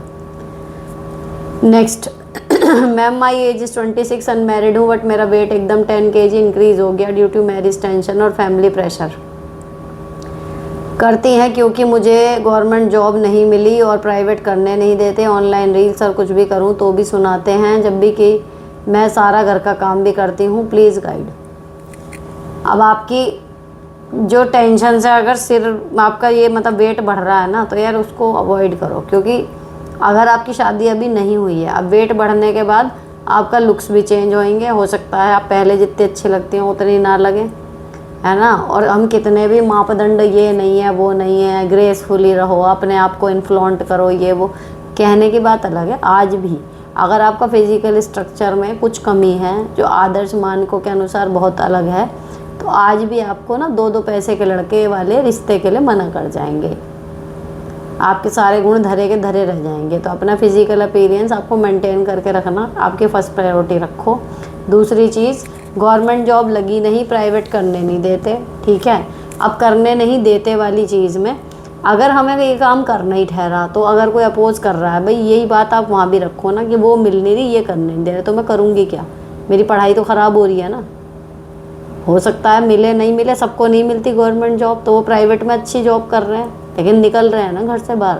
तो इस चीज़ के लिए तो थोड़ा स्ट्रिक्टली आओ ना निकल के, कि भैया कैसे मेरी पढ़ाई ख़राब करोगे, सब कुछ है, फिर मैं यहाँ कर रही हूँ यहाँ भी नहीं, तो चाह क्या रहे हो? फिर शादी कर दो, या फिर हो सकता है आपके पति मिल जाएं ऐसे कि आपके सपोर्ट करने वाले, तो एक तरफ हो जाए ना मामला। लेकिन अगर इस बीच में आपका वेट इस तरीके से बढ़ेगा तो आपकी शादी में ही प्रॉब्लम आएगी। तो स्ट्रेस लेने का नहीं, देने का। मैं तो बस ये बोलूँगी एक लाइन, बिल्कुल भी मत लो अपना। अब जो वेट बढ़ा है, अगर स्ट्रेस की वजह से बढ़ा है, स्ट्रेस छोड़ दो, मस्त रहना शुरू करो कि ठीक है, क्या पता मेरी, और क्या पता क्या, अपने आप को यही बोलो कि ठीक है यहाँ का कुछ दिन का है, मेरा पति ऐसा मिलेगा, मेरा जो पूरा विश्वास है, भगवान पे भरोसा रखो कि मेरे को जो करना होगा लाइफ में, जो भी मेरे को कहना चाहिए, जो हमने करना है ना, वो हमारा पाथ डिसाइडेड है, हमें भगवान ऑटोमेटिकली उस रास्ते पर डाल देंगे। तो चिल मारो अभी। अगर स्ट्रेस से मेरा वज़न बढ़ रहा है तो पहले मुझे स्ट्रेस ही छोड़ना है ना। तो फिलहाल बिल्कुल चिल मारो। आपके घर वाले ये चाह रहे हैं आप ना यूट्यूब करो ना प्राइवेट जॉब करो, गवर्नमेंट जॉब के प्रिपरेशन करो, या तो वो कर लो और आराम से रहो, भगवान पे भरोसा रखो, कुछ ना कुछ आपके लिए ज़रूर सोचा होगा, वो हो जाएगा, ठीक है। पहले अपना वेट वहीं रोको, फिर उसके बाद उसे घटाओ। नेक्स्ट, हेलो दी लेस जे आप आपकी वजह से जोधपुर सेटल हो गई है। अब एक न्यू स्कूल में हूँ, वहाँ एक टीचर का नेचर बहुत तेज़ है, बहुत चालाक है, हमेशा मुझे डाउन करने की कोशिश करती है। तरीका बताएं ऐसे लोगों को हैंडल करने का। भैया ज़िंदगी ऐसे एक लाइन है, एक पिक्चर में देखा था मैंने, उसमें साइकोलॉजिस्ट अशोक कुमार जी थे, वो सिखाते हैं कि एक लाइन है, एक तरफ आप हैं और दूसरी तरफ दुनिया है। तो या तो आप दबने वालों में रहेंगे या फिर सीधे खड़े रहने वालों में। तो अगर कोई आपको अननेसेसरी दबा रहा है तो या तो आप दबोगे या फिर आप प्रोटेस्ट करोगे, उसको पलटवार दोगे, और तभी राड़ कटेगी। दबते रहोगे, झुकते रहोगे, तो लोग आपको क्रश करते ही रहेंगे। तो जवाब देना सीखो, कैसे हैंडल करें हमें, कोई एक डायलॉग नहीं है कि वो रट लिया। आपकी बॉडी लैंग्वेज से लेके जो सामने से आ रहा है उसका तुरंत जवाब देना, तुरंत ना भी दो, 1 मिनट सोच के दो, लेकिन सटीक, कम शब्दों में और कैड़ा, और फिर बोल के निकल लो कि भैया मेरे को इससे आगे तमाशा चाहिए नहीं। तो धीरे धीरे आएगा। जो पिछली बार बात आई थी ना कि ज़ुबान चलाना भी व्हीकल चलाने जैसा है, चलाते चलाते आती है, तो वही चीज़ है, कीप ऑन प्रैक्टिसिंग। बस आप ये मान के चलो कि मैं कुचलूँगी नहीं किसी से, कोई मुझे क्रश करने की कोशिश करेगा तो मैं अपोज करूँगी। नेक्स्ट, मैम आपसे बात करके सारे प्रश्नों के आंसर मिल जाते हैं और औरों के सुनकर भी आइडिया हो जाता है, थैंक यू सो मच। ठीक है।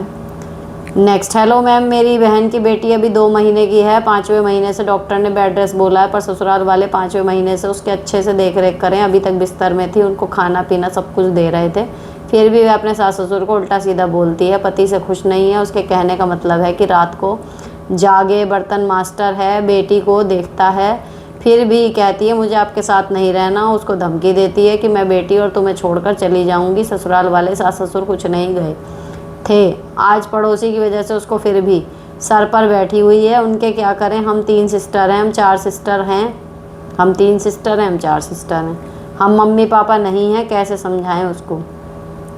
यही तो बात होती है, जहाँ पे लड़कियां ठीक हैं, ससुराल वालों ने उनकी बैंड बजाई हुई है, अब यहाँ ससुराल वाले सब कुछ कर रहे हैं, ठीक से रह रहे हैं, तो लड़की होश नहीं ले रही। इसीलिए वो कहावत बनी थी कि भैया औरत जात को ना ज़्यादा आज़ादी नहीं देनी चाहिए, ये वो। ऐसे केस जब होते हैं ना, या जैसे लोग मुझे कहते हैं इतना कमा रही है, घर में झाड़ू पोछा कर रही है, क्यों सुन रही है, या पति से काम क्यों नहीं ले रही, या बच्चों, यही बात होती है कि भैया सिर्फ ये है कि कमा रही है तो मेड क्यों नहीं लगा रखी, कमा रही है तो मेड क्यों नहीं लगा रखी, कमा रही है तो ये क्यों नहीं कर रही, कमा रही है तो वो क्यों नहीं कर रही। यही डायलॉग ना जो थोड़े से भी रिजर्व या कंजर्वेटिव नेचर के लोग होते हैं, उनको यही लोग होते हैं जो फिर वो जॉब करने के लिए अपनी बीवी को भेजते ही नहीं, या भेज भी देंगे तो भैया नहीं, करके जा, यहाँ से करके ला। वो कंट्रोल करने की कोशिश जो होती है वो इसीलिए तो होती है कि कहीं इसको ढील दी तो ये हाथ से निकल जाएगी। तो ऐसे ही लोग तो होते हैं, जहाँ पे पति और सास ससुर अब सब कुछ करके दे रहे हैं, वहाँ लड़की को दिल लग रहा है ना। तो क्या मैसेज जा रहा है कि भैया जहाँ सही चल रहे हैं, बहू को जहाँ सही से रख रहे हैं, वहाँ बहू ने देखो कैसे नाच नचा रखे हैं, तो इसे बहू को तो ऐसे ही रखो। यही असली राड़ की जड़ है। अगर हमें आज़ादी मिले और हम उसका तरीके से सदुपयोग करें, अपनी लिमिट्स में भी रहें थोड़ा सा, बस हमें अपना थोड़ा सा ये है कि हमें अपने बराबर मान लो, इतना ही अधिकार तो चाहिए ना। बराबर मानने लगे ना कोई, तो फिर हमें उसके सिर पर चढ़ के नाचना है, वहीं गड़बड़ हो जाती है। तो एक तो नाच लेती है, लेकिन बाकी 8 के लिए वो बीज बो देती है कि भैया इन्हें रोको। इसी वजह से सिर्फ और सिर्फ यही एक कारण मुझे समझ में आता है जिसकी वजह से आज भी इतनी स्ट्रगल करनी पड़ती है औरतों को अपने लिए क्योंकि जिनकी लाइफ अच्छी चल रही है ना, उन्होंने हद कर रखी है।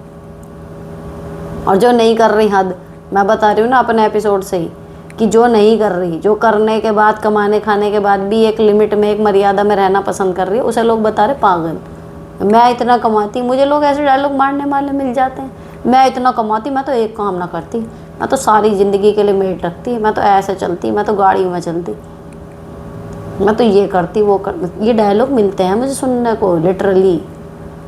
तो मैं यही कह देती हूँ कि भगवान करे आप कमाओ। मैं ये नहीं कहती कि क्यों ऐसे वैसे ही हम अपना पक्ष रखूँ, मैं कहती हूँ भगवान करे आप कमाओ और आप सब कुछ करो जो आपको करना है। मुझे तो ऐसे ही पसंद है। कह के बात ख़त्म करी, हंस के निकल गई, ना मैं सिर पर लोड ले रही ना कुछ। अब आपको भी जो करना है आपकी बहन को करे।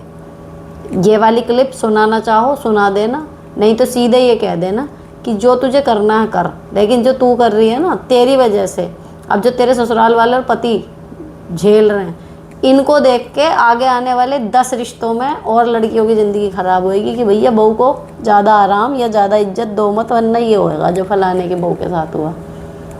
बाकी तो उसे जो करना हो वही करेगी। वो आपकी क्या सुनेगी जब वो अपने बच्चे के बाप की नहीं सुन रही? जो उसके लिए सब कुछ कर रहे हैं सास ससुर, उनको भी दिगाट रही, तो वो आपकी क्या सुनेगी? कह दो, लेकिन शादी के बाद पति बहुत बड़ी चीज़ हो जाता है। वो और हम एक तरीके से आत्मा से, शरीर से जुड़ जाते हैं। उससे इम्पोर्टेंट कुछ नहीं होता। अगर हम उनकी ही नहीं सुन रहे तो फिर हम किसी की नहीं सुनेंगे। अगर हमें उनका फ़र्क नहीं पड़ रहा तो हमें किसी से फ़र्क नहीं पड़ेगा। तो आप छोड़ दो उसे उसके हाल पे, ये सुना के कि तुझे जो करना तू करेगी तो वही। लेकिन आगे अपने आसपास के ना कम से कम 10 औरतों का जीवन बर्बाद करेगी तो अपनी इस हरकतों से। और क्या पता उसका कहीं और ही हो, ज़बरदस्ती उसने बच्चे पैदा कर लिए हो, उसका मन ही ना हो, इसीलिए वो गुस्सा दिखा रही हो, या उसने सोच ही रखा हो मुझे तो इस शादी से निकलना ही है, आपको पूरी बात ही ना पता हो। बहुत सारी चीज़ें हो सकती हैं, लेकिन बीइंग अ बहन आपके हाथ में कुछ ज़्यादा है नहीं। उसको आप समझा दो 1-2 बार, जो भी आपसे बन पड़े समझ जाए, ठीक है। नहीं तो आजकल कोई किसी के समझाने से रुकता है नहीं, सीधी बात। उसको अगर निकलने की आग लग रही है कि इस शादी से निकलना है तो वो निकलेगी। नेक्स्ट, हेलो मैम, मेरी जॉब में एक न्यू पियोन आई है। वो मुझे से पर्सनल लाइफ के बहुत सवाल करती है और दुखड़े रोती है, मुझसे सलाह मांगती है, बट बातों बातों पूछती है कि आपके घर में सास कैसी रही। आपके साथ पहले तो मैंने बहुत अवॉइड किया, बट आज जब वो अपना दुख सुनाकर मुझे पूछने लगी तो इमोशनल होकर मैंने भी उसे कुछ बता दिया और ये भी कह दिया कि मेरे साथ जो हुआ वो तो बहुत ज़्यादा था, उसके साथ जो हुआ वो तो उसके कंपैरिजन में कुछ नहीं। फिर मुझे लगा मैंने बहुत डिटेल शेयर कर दी, तो मैंने उसे कह दिया कि ऑफिस में ऐसी बातें ना किया करे और ना ही पूछे। मुझे झूठ बोलना नहीं आता, कैसे अवॉइड करूं? और अब मुझे अजीब लग रहा है कि मैंने उसे क्यों बताया, कभी वो स्प्रेड करती फिरे या फिर मेरा यूज़ करे। देखो, अब जो कह दिया, मैं आपको बिल्कुल कम्प्लीटली अंडरस्टैंड कर रही हूँ कि आप समझ के चल रही थी, लेकिन हो गया फ्लो में, ठीक है, हो जाता है। अब बातें स्प्रेड करना या फिर यूज़ करना, ये सब चीज़ें बिल्कुल इस दिमाग से निकाल दो अपने। अगर मेरे साथ मेरे सास ससुर, अब मैं आप लोगों को बात करते टाइम अपने कुछ एग्जांपल दे देती हूँ, ठीक है, सारी बात ना सही, लेकिन जो उससे जुड़ी हुई होती है उसका कुछ कुछ मैं बोल देती हूँ यहाँ पर। ठीक, तो क्या ये एपिसोड मैं क्या पब्लिक नहीं कर रही हूँ या क्या नहीं कर रही है, मैंने हाइड किए हुए कि वो ना देखे, कोई भी देखे, क्यों डर नहीं है, क्योंकि जो एग्जैक्टली हुआ है वही मैं बोल रही हूँ। तो अगर वो कन्फ्रंटेशन की भी नौबत आ गई, जिनके बारे में भी मैं बोल रही हूँ, मेरे जितने भी रिश्तेदारों के बारे में यहाँ कई बार बातें हुई हैं थोड़ी बहुत या जो कुछ भी, अगर वो कल को आके कि अच्छा ये तो वीडियो में ऐसे बोलती है, बोलो मेरे सामने आके क्या झूठ बोल रही हूँ मैं। ठीक है, अब बात ये आती है घर की बात बाहर नहीं जानी चाहिए। अरे तुम घर में ऐसी बातें करते क्यों हो जो बाहर जाने पे तुम्हें शर्म आए। मान लो मेरे सास ससुर ने या मेरे पति ने या मेरे बाप भाई ने, किसी ने भी मुझे सोने की अंगूठी दी हैं और मैं उसको जाके फ्लॉन्ट कर रही हूँ सोशल मीडिया पे कि जी मेरे को तो मेरे हबी ने मुझे ये दिया या मेरे सास ससुर ने मुझे ये दिया, तब तो तुम्हें कोई प्रॉब्लम नहीं हो रही कि क्यों सोशल मीडिया पे फ्लॉन्ट करेगी या कुछ है। मैं ये नहीं करी है, ऐसा हुआ है, लेकिन एक एग्जांपल बता रही हूँ। किसी ने हमें नेकलेस दिया, किसी ने हमें कोई गिफ्ट दिया, हम बड़ा भाई देखो बर्थडे गिफ्ट, एनिवर्सरी गिफ्ट, ये वो, तब तो नहीं हो रहा कि घर की बात बाहर नहीं जानी चाहिए कि हमने तुम्हें क्या गिफ्ट दिया हैं, और तुमने हमें कुछ उल्टा सीधा कहा या हमारे करे हुए पे पानी फेर दिया या हमारे साथ सच में कुछ गलत हुआ है, वो बात बाहर गई तो तुम्हारे पेट में दर्द हो रहा है कि घर की बात बाहर नहीं जानी चाहिए। तो ये तो दोगलापन हो गया ना। तो भाई मेरे को तो सीधा ही रहता, अगर हम जो बोल रहे हैं वो सच बोल रहे हैं तो फैला ले, तुझे जितना फैलाना हो, जिससे फैलाना हो। कहीं पे अगर बात घूम के आई कि ये तुमने बोला था, हाँ बोला था, क्या झूठ बोला था, लेकिन फिर भी मैं ये कहूँगी अब जो एक बार हो गया हो गया। ओवर शेयरिंग से आप बचने के लिए कह भी दिया, उस चीज़ पे स्ट्रिक्टली रहो। अब वो आपकी बातें बाद में होंगी, जब वो अपनी भी बात कर रही है ना कि ये वो, तो उसे सीधे ये मत बोलो कि घर की बातें मत करो, यार सिर भारी हो जाता है मेरा, छोड़ दे। या फिर उसकी जब वो बात कर रही है ना, वो गाने गा रही है, अपने सुना रही है, रो रही है, पिट रही है, आप अपने काम में इतनी तल्लीनता से लगे रहो, भले आपके पास उस टाइम कुछ ज़्यादा इंपॉर्टेंट काम ना भी हो ना, तो भी आप करते रहो। थोड़ी देर बाद उसको समझ में आ जाएगा कि ज़्यादा कुछ सुन नहीं रही है मैडम मेरी बात, है ना। इन लोगों की आदत होती है थोड़ा बहुत इस तरीके की करने की, तो उनसे पीछा छुड़ाने का अगर आपने सीधे कह दिया तब भी नहीं कोई मान रहा ना, तो सीधा हिसाब ये होता है कि उसके वो बोलता रहे और तुम अपना काम करते रहो। तो धीरे धीरे उसको लगेगा कि किसी और को बताते हैं, ये तो ज़्यादा इंटरेस्ट नहीं ले रहा। ठीक, नेक्स्ट। मैम मेरा नेचर चिपकने वाला नहीं है, एंड अगर कोई फेल करता है तो अच्छे से बात करती हूँ, पहल करता है, कम एंड अच्छे लोगों के टच में रहती हूँ। मुझे जंग नहीं पसंद और ना ही मैं किसी की चापलूसी करती हूँ, ना ही किसी के कॉल करती हूँ। इसमें क्या प्रॉब्लम है क्या? मुझे आपको कोई चेंज करने की ज़रूरत है क्या? मेरे इन लॉज एंड हस्बैंड के को ये ईगो लगता है? नहीं। और चेंज करने में क्या है, देखो आप कम रख रही हो सर्कल, जेन्युइन लोगों का रख रही हो, ये मैच्योरिटी की निशानी होती है। ठीक है, अब दूसरा क्या होता है, जो मेरे को मेरी सहेलियाँ कह दो जो भी रही थी, वो कितना तू मतलब एक होता है कि मुंह देखी बात कर दो, वो मुझे सिखाती थी, कह रहे गुड़ ना दो, गुड़ जैसी बात कर दो। तो मैं कहती थी ये तो फेकनेस हुई, हम तो कड़वे हैं तो कड़वे ही रहेंगे, जैसी मेरी बोली है मैं तो वैसे ही बोलूँगी। तो उसमें एक छोटी सी लाइन है जो मुझे अब समझ में आई है कि ठीक है आप कड़वा मत बोलो, लेकिन आप किसी से इतने अटैच मत हो। मेरा क्या था पहले कि मैं किसी से जुड़ रही हूँ तो बहुत अच्छे से जुड़ रही हूँ, बहुत प्यार दे रही हूँ उसको, और बदले में फिर मुझे मिल नहीं रहा उतना ईमानदारी और प्यार, फिर मेरा उससे बिगाड़ खाता हो रहा है। तो मेरे को क्या लग रहा है कि आज मैंने इसके साथ इतनी एनर्जी या इतना टाइम या इतना मैं तो इसके साथ अटैच थी, यहाँ से तो कुछ आया नहीं, क्योंकि वो प्रैक्टिकल थे, हम इमोशनल थे। ठीक है, तो फिर क्या हो गया कि एक टाइम पे इतना है, लेकिन अब बिल्कुल कट ऑफ हो गया, मेरा अब उससे बात करने का मन नहीं है, भाई वो तो धोखेबाज है एंड ऑल दैट। ये प्रॉब्लम हर जगह हो रही थी, एक जगह नहीं, फैमिली में, फ्रेंड्स में, स्टाफ में, हर जगह प्रॉब्लम हो रही थी यही, क्योंकि मेरा पैटर्न गलत था। वो फेक नहीं होता, सिंपल है, आप सबसे सम्मान दो के बात करो जब तक कोई आपका अपमान नहीं कर रहा, पहली चीज़। दूसरी, इमोशनली अटैच मत हो किसी से भी। यहाँ पर मैं जोर दूंगी इस चीज़ पे कि किसी से भी इमोशनली अटैच मत हो, इस वे में कि उसने आपको कुछ कह दिया, आप बिल्कुल हर्ट हो गए, आपका धूम तनाना हो गया, लेकिन आपको पत्थर नहीं बनना। कुछ लोग कहते हैं कि ऐसे कैसे होएगा, बिल्कुल पत्थर बन जाए, नहीं। मुझे जो फील होता है ना, अब ऐसा होता है जैसे भगवान जी अगर हमें देखते होंगे सबको, हम सब उनके लिए क्या हैं, एक बच्चे जैसे, ठीक है। कोई भी उनसे अपनी बात कहेगा वो उतनी सहृदयता से सुनते हैं, जो मुझे लगता है। किसी को भी मदद की ज़रूरत है वो उतनी सहृदयता से करते हैं। किसी ने पूजा कर ली, बहुत अच्छा। किसी ने नहीं भी करी, वो जाके वहाँ गला पकड़ के नहीं कह रहे मेरी पूजा कर। इट्स कम्प्लीटली हमारे ऊपर है कि हम उनसे कैसे व्यवहार कर रहे हैं, लेकिन वो अपनी जगह ऐसे ही हैं, वो नहीं बदल रहे।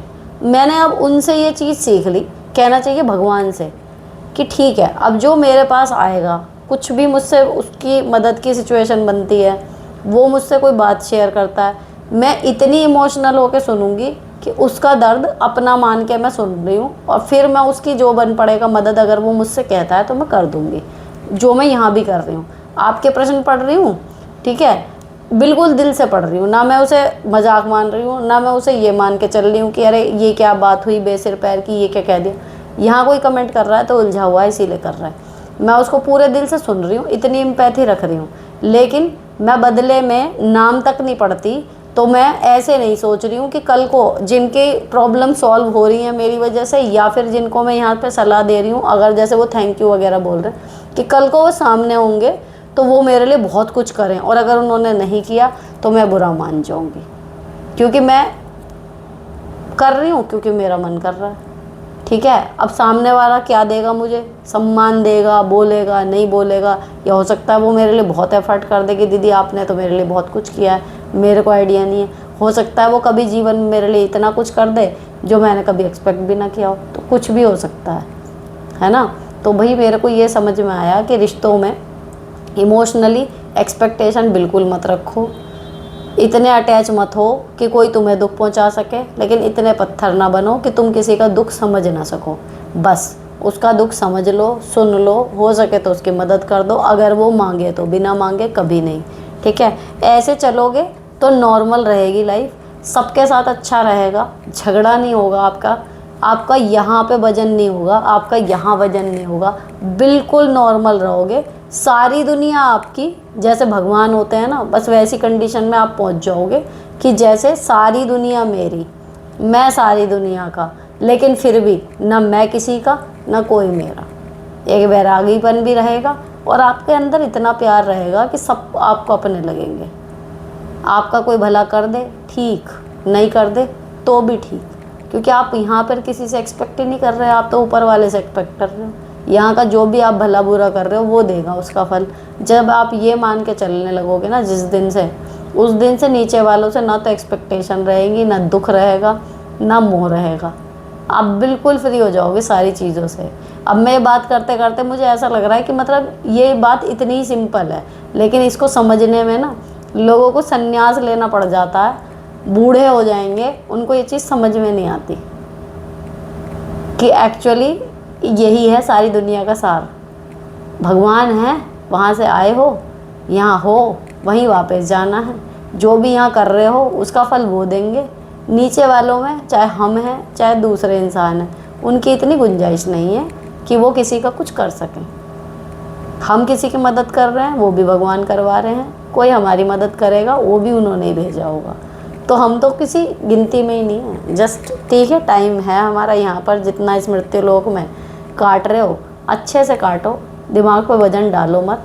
छोटी छोटी बातें अपने आप ही इतनी छोटी लगने लगेंगी कि सच में एक दिन ऐसा आएगा जिन बातों पर लोग मर जाते हैं ना, लड़ लड़ के सोच सोच के, वो भी आपको लगेंगे कि यार क्या है इनमें, कुछ है भी। फ्री हो जाते हो आप बिल्कुल।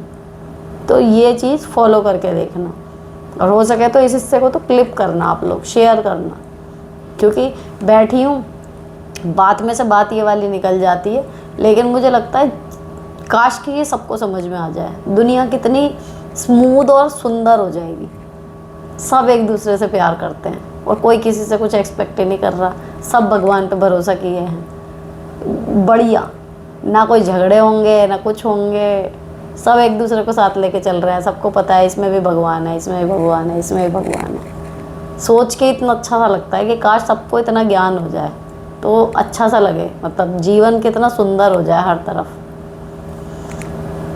नेक्स्ट, हेलो मैम, मेरी 2 बेटियां हैं, एक सेकंड में है और दूसरी 7 मंथ की है। मैम मेरे यूपी टेट एग्ज़ाम है जुलाई पर, मैं पूरा दिन बहुत बिजी रहती हूँ, बच्चों की पढ़ाई, छोटे बच्चे की टेक केयर में, हस्बैंड भी ऑफिस जाते हैं, लेट आते हैं, कोई हेल्पिंग हैंड नहीं है, कैसे करूँ? देखो करना तो पड़ेगा। आप ये मान के चलो कि ये आपका घर, बच्चे, पति, ये सारी जिम्मेदारियां पूरे जीवन की है, ये कहीं नहीं जाने वाली। लेकिन यूपी टेट एक फिक्स डेट पे है, उसकी प्रिपरेशन आपको अभी करनी है। तो अपने 4 काम जो टल सकते हैं उन्हें टालो और उसके लिए टाइम निकालो। घर थोड़ा गंदा रह रहा, रहने दो। बच्चे 2 बार कपड़े पहन रहे हैं, 1 बार की बजाय धुले हुए, पहनने दो। 3 टाइम की जगह 2 टाइम खाना बन रहा है, बन लो। ये परमानेंट थोड़ा ही है, पेपर हो जाएगा फिर कर लेना अपना सही से। नेक्स्ट, हेलो दी, मेरे हस्बैंड का काम पिछले 1.5 साल से नहीं चल रहा, बट वो अपना स्ट्रेस मुझे नहीं दिखाते। मैं बहुत स्ट्रेस में रहती हूँ, फिर भी वो मुझे समझते हैं कि मेरा काम तभी चलेगा जब तू स्ट्रेस नहीं लेगी, पॉजिटिव रहेगी। तू स्ट्रेस में हेल्थ ख़राब करेगी, कुछ नहीं। कभी कभी मेरे हस्बैंड से बात करने का मन नहीं करता, मुझे ऐसा फील होता है उन्हें ये नहीं पता कि क्या करना है। सारा खर्चा मेरी सैलरी से हो रहा है। मुझे फ्यूचर की टेंशन होती है, अगर ऐसे चलता रहा तो हम आगे कैसे बढ़ेंगे, क्या करूँ दी, प्लीज़ बताओ। 2 साल हो गए हैं, लेकिन मेरे हस्बैंड बहुत अच्छे हैं, बहुत सपोर्टिव हैं, मुझे हर चीज़ की फ्रीडम है। इन लॉज भी बहुत अच्छे हैं, मेरे ऊपर किसी चीज़ का कोई प्रेशर नहीं है, बस पैसे बच नहीं रहे क्योंकि हस्बैंड का काम नहीं चल रहा है। ये टेंशन मुझे अंदर ही अंदर खा रही है। देखो, एक सैलरी में भी घर चलते हैं, तो जब तक आपके हस्बैंड का काम नहीं चल रहा अपनी सैलरी में घर चलाओ। और अगर वो कह रहे हैं कि तू स्ट्रेस ले रही है, इस वजह से हो रहा है, तो मत लो स्ट्रेस। सच में मतलब आप इस चीज़ को ना परमानेंट मान के चल रहे हो, लेकिन ये चीज़ें टेम्परेरी होती हैं। अगर वो कोशिश कर रहे हैं तो आज भले नहीं चल रहा, कल को काम चलेगा। तो जब तक नहीं चल रहा, ये तो भगवान को धन्यवाद दो कि एटलीस्ट आपकी सैलरी है तो घर चल रहा है। सोचो ये भी ना होती तब भी तो कुछ करती, तब बैठ के रो रही होती कि घर चलाऊँ कैसे। अभी एटलीस्ट ये है कि घर चल रहा है, पैसे नहीं बच रहे हैं, ठीक है, थोड़ा हाथ खींच लो, बचने लगेंगे। लेकिन आज काम नहीं चल रहा तो कल को चल जाएगा, स्ट्रेस मत लो। नेक्स्ट, मैम मेरी बेटी 16 साल की होने वाली है, 10th में आई है। मुझे लगता है वो फ़ोन का मिसयूज़ करती है, पढ़ने के लिए रात को फ़ोन रखती है, सोती मेरे सास के पास है, निगरानी रात को रख नहीं सकती, पास जाओ दिन में भी तो चिढ़ती है। कैसे समझाऊं कि बिगड़ ना जाए, प्लीज़ रिप्लाई। बच्चों की वजह से बड़ी मुश्किल से टाइम कटा है, सास के साथ अब भी काट रही हूँ। उससे भैया बातें थोड़ी सी करते रहो, और चाहे कितना भी औलाद ना झूठ बोलने की कोशिश कर ले। कहावत होती है कि गाय को ना बछड़े के दांत पता होते हैं अपने। तो आपको बीइंग अ मदर पता हो जाएगा कि वो कितनी तो कहानी बना रही है और कितना वो सच बोल रही है। तो आपको सिर्फ ये करना है, बजाय उस पर हेलीकॉप्टर पेरेंटिंग करने के, उससे बातें ना करते रहो। अपने आप एक अंदाज़ा हो जाएगा कि कितना। अब देखो ज़माना ऐसा चल रहा है, बिल्कुल तो काट नहीं सकते बच्चे को कि हाँ जी अगर वो 16 साल की है कि भाई तू BF GF के चक्कर में मत पड़, ये मत कर, ये मत देख, वो मत देख। वो सब करेंगे, रोकोगे छुप के करेंगे, ज़्यादा उबलोगे तो वो हो सकता है बहुत मॉडर्न उसमें चले जाएं। तो आप ये प्रिटेंड करो कि हाँ हम तुझ पे विश्वास कर रहे हैं, है ना। और बीच बीच में लाइट नोट पे बातें करते करते उसे समझा दो कि भैया ये चीज़ें हो सकती हैं। तो उसको ये समझ में आना चाहिए, अगर मैं एक लाइन में कहूँ तो उसे ये यकीन हो जाए कि भाई हाँ मेरी माँ भी इस फेज से निकली है तो इसे कुछ पता है। इस उम्र में ना बच्चों को ये लगता है हमारे माँ बाप को कुछ पता नहीं है, हम इन्हें उल्लू बना सकते हैं। तो हमें सिर्फ अपनी बातों से उन्हें ये बताना है कि भाई हम उल्लू हैं नहीं ना, बनेंगे तेरे से। तो जो कुछ भी तो चल रहा है मुझे सब पता है, एक अंदाज़ा उसको हो जाता है ना, तो फिर वो कॉन्फिडेंस में बच्चा थोड़ा सा, आपको एटलीस्ट पता रहेगा कि क्या कर रही है। बिल्कुल तो आप देखो हर चीज़ से कट ऑफ नहीं कर सकते बच्चे का। नेक्स्ट, मैम प्लीज़ मेरी प्रॉब्लम सॉल्व करिए। मेरी जेठानी की बेटी बहुत ज़्यादा लड़ाकू है, स्वभाव की है, गंदी गालियाँ देती है। पूरी फैमिली और गली में कोई नहीं जिससे उसकी लड़ाई ना हुई हो। अब मेरे पापा ने उसके लिए बहुत अच्छा रिश्ता बताया, उनके दोस्त का बेटा है। मैं उनको असलियत कैसे बताऊं कि किसी की लाइफ ख़राब होते देख नहीं पाऊंगी, क्या करूं। अरे भैया अपने पापा को तो बता के रखती, वही आ गया होगा मुद्दा, घर की बात बाहर नहीं निकलनी। अब आपके पापा को उल्टा सीधा सुनना पड़ेगा जब ये वहाँ जाके तमाशे करेगी।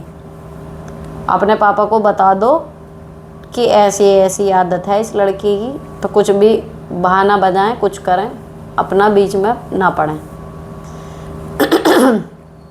नेक्स्ट, हेलो दी, मेरा सवाल है कि मेरे हस्बैंड ने गांव में एक प्लॉट ख़रीदा है 10 लाख का, और मेरे देवर ने बस उसकी रजिस्ट्रेशन के लिए पैसे दिए, वो भी हमारे खेत गिरवी रखकर। मेरा कहना था कि प्लॉट मेरे हबी के नाम पर हो या दोनों भाई के, पर मेरी सास ने अपने नाम पर चाहती हैं।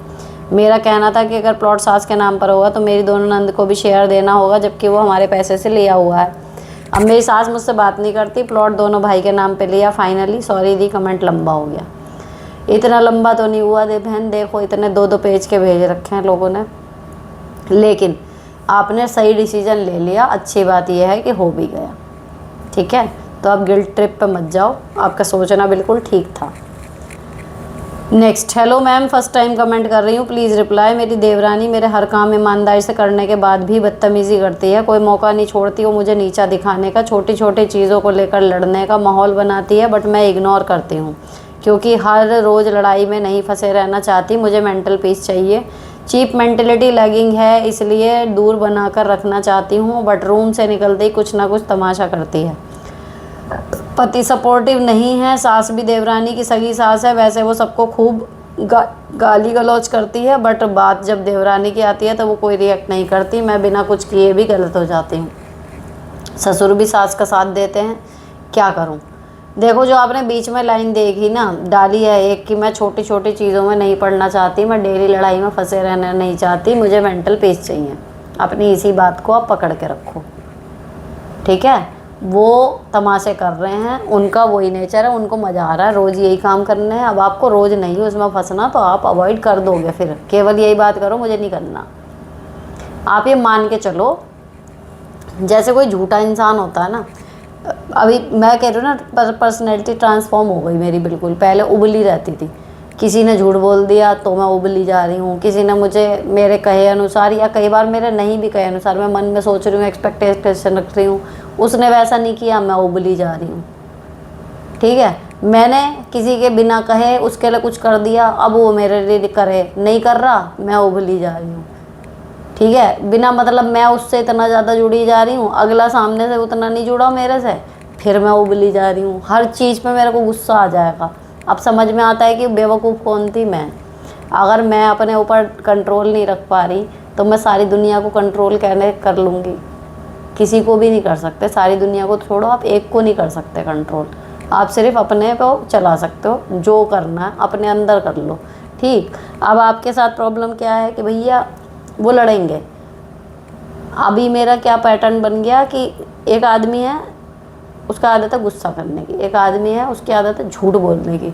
तो मैं माइंड मेकअप रहता है कि भाई मैं ये करूँगी सामने से गुस्सा आएगा, या ये मैं करूँगी सामने से झूठ आएगा। अब वो जिस दिन गुस्सा नहीं करेगा या जिस दिन झूठा आदमी झूठ नहीं बोलेगा, मुझे उस दिन लगता है कि अरे ये क्या हुआ। तो बाकी तो नॉर्मल है, उसका काम है झूठ बोलना। तो ऐसे ही झगड़े वाले का, अगर किसी की आदत है झगड़ा करने की, आपको समझ में आ गया, आप माइंड मेकअप करके चलो कि भाई दरवाज़ा खोलूँगी, ऑर्केस्ट्रा चालू होगा, तमाशा चल रहा होगा, कोई मुद्दा उठा होगा, कुछ कहेगी इधर उधर से। जिस दिन ना कहे उस दिन आपको आंखें बड़ी करनी चाहिए कि अरे ये क्या हुआ, आज शांत कैसे है। तो इसको एक वो ले लो कि ये होना ही है। तो आपको 10 में से 9 बार आप निकल जाओगे कि आपके लिए तो रोज़ का हो गया। जिनके घर नाले के पास होते होंगे उनको एक आदत होती है, जिनके घर किसी फैक्ट्री के पास है उनको उस महक की आदत हो जाती है, उनको फ़र्क नहीं पड़ता। जो कभी कभी जाएगा ना वो बावला हो जाएगा कि अरे ये क्या हुआ, ये क्या हुआ। तो आपके घर में वो आइटम है कि भैया दौरानी आपकी झगड़ेबाज है, सास भी झगड़ेबाज है, रोज़ का झगड़ा करना है उन्हें। तो आपको एक पता होगा कि भाई ये बजेगा रोज़ ऑर्केस्ट्रा, तो नॉर्मल रहो, ठीक है। हमें तो रिएक्ट नहीं करना, गाने दो ना, जो भी गाने वो गा ही इसी ले रहे हैं, उनको क्या पता आप रिएक्ट ना करो तो। अब जिस दिन ना करे बल्कि उस दिन और छेड़ दो, अरे क्या होगा शांति से कैसे है घर में। तो इसे मज़े लो इस चीज़ के, टेंशन ना लो फालतू की। नेक्स्ट, हेलो दी, कैसे हो आप। मैंने प्राइवेट स्कूल ज्वाइन करने का सोचा है। पहले मैं गवर्नमेंट जॉब की प्रिपरेशन कर रही थी लेकिन अभी तक सिलेक्शन नहीं हुआ। अब मेरे हस्बैंड बोल रहे हैं क्या करेगी ज्वाइन करके, तू घर पर ही रहकर अपने बच्चों को पढ़ा ले, और बोल रहे हैं कि तू मुझसे कुछ भी एक्सपेक्ट मत करना, मैं किसी भी काम में तेरी हेल्प करूँगा, मुझे मेरा हर काम टाइम पर चाहिए। बोलते हैं तू ड्यूटी पर जाएगी फिर वहाँ से थक कर आएगी, फिर काम कैसे करेगी। अब आप बताओ दीदी मुझे क्या करना चाहिए, मैं ज्वाइन करूँ या नहीं। Sorry for long question. देखो जी, उन्होंने अपना पल्ला ये कह के झाड़ लिया, आगे के लिए अपना रास्ता स्मूथ कर लिया कि जॉब के लिए अगर इसको जाना भी होगा भाई मेरे काम में कोई दिक्कत नहीं आएगी, वो कह देंगे मैंने तो पहले ही कहा था, ठीक है। अब ऐसी कंडीशन बहुत सारी महिलाओं के साथ मैंने देखी है, लेकिन उनके अंदर वो स्पार्क होता है ना जॉब करने का, वो इसको भी एज अ चैलेंज लेती है कि ठीक है मत करना, जैसे भी होगा मैं करूँगी, और वो निकल जाती हैं जॉब करने। तो बस आपको अपना वो करंट चेक करना है कि आपको कितनी ज़ोर से जॉब करनी है। अगर करनी है तो जहाँ जॉब की 10 चीज़ें आएंगी भैया तुम भी हो उसी में एक चैलेंज। हैं ऐसी औरतें जिनके हस्बैंड नहीं करते सपोर्ट, वो फिर भी नौकरी कर रही हैं, तो अब आप अपने आप को चेक करो, आपको सच में जॉब करनी है या फिर जॉब के साथ आपको यही था कि भाई मेरा पति मेरे को सपोर्ट करेगा, ये वो घर का ये संभाल लेंगे, थोड़ा मैं करूँगी। अब वो नहीं मिल रहा तो आप करना चाह रहे हो अभी भी या नहीं? अपने आप को टटोलो और जॉब करनी है, बहुत ज़ोर से करनी है तो फिर करो। मैनेज तो सब हो जाएगा, ना करें हेल्प। बहुत सारे लोग ऐसे हैं जो नहीं करते हेल्प, लेकिन उसके बाद भी बीवियाँ नौकरी कर रही हैं, बच्चे पाल रही हैं। Next, ma'am please shooting light का लिंक शेयर करें। इसके हर वीडियो के डिस्क्रिप्शन में रहता है, उसमें चेक करना। हालांकि मेरी महंगी है, अमेज़ोन से मंगाई थी तो मेरी शायद 4 या 5 हज़ार की आई थी, लेकिन इसमें की सस्ती भी अवेलेबल है। पर मैं सजेस्ट यही करूँगी, अगर अच्छे से काम के लिए लेना ही है कि करना ही है काम तो फिर यही लो। भारी है पर बढ़िया है। नेक्स्ट, हेलो दी, मुझे लगता है मुझे सही गलत का पता करना नहीं आता। जैसे एक की बात सुनो तो वो सही लगता है, दूसरे की सुनो तो वो भी सही लगता है। क्या कुछ ऐसा है जिससे हम सही गलत का बिल्कुल सटीक पता कर सकें? कई बार मेरे सामने चीज़ें होती हैं लेकिन मैं फिर भी समझ नहीं पाती, इस बात से बहुत परेशान रहती हूँ, प्लीज़ रिप्लाई दी। सबसे पहली बात तो हम कोई जज नहीं लग रहे जिससे हमें सही गलत का पता लगाने की कोशिश करनी पड़े, ठीक है। दूसरी चीज़, जो गा रहा है आपके सामने अपने गाने, अभी मैंने कहा ना कि भगवान की तरह सोचना शुरू कर दो, ज़िंदगी सुखी हो जाएगी। उसके बाद सुन लो, मांगे सलाह दे दो, मांगे मदद अगर कुछ बन पड़ रही है कर दो, बिना मांगे मदद और सलाह भी मत दो, बस उसकी सुन लो ना। वो भी उसके ऊपर उसको लगता है कि उन्होंने बहुत बड़ा काम हमने उसके लिए कर दिया, ठीक है। तो सही गलत का फैसला करने वाले हम कोई लग नहीं रहे। दूसरी चीज़ ये होती है कि वो सही गलत अगर हमारे बारे में है तो हम क्या करें? तो भाई तब भी मैं यही कहूँगी कि किसी की सुनने का कोई फ़ायदा है नहीं।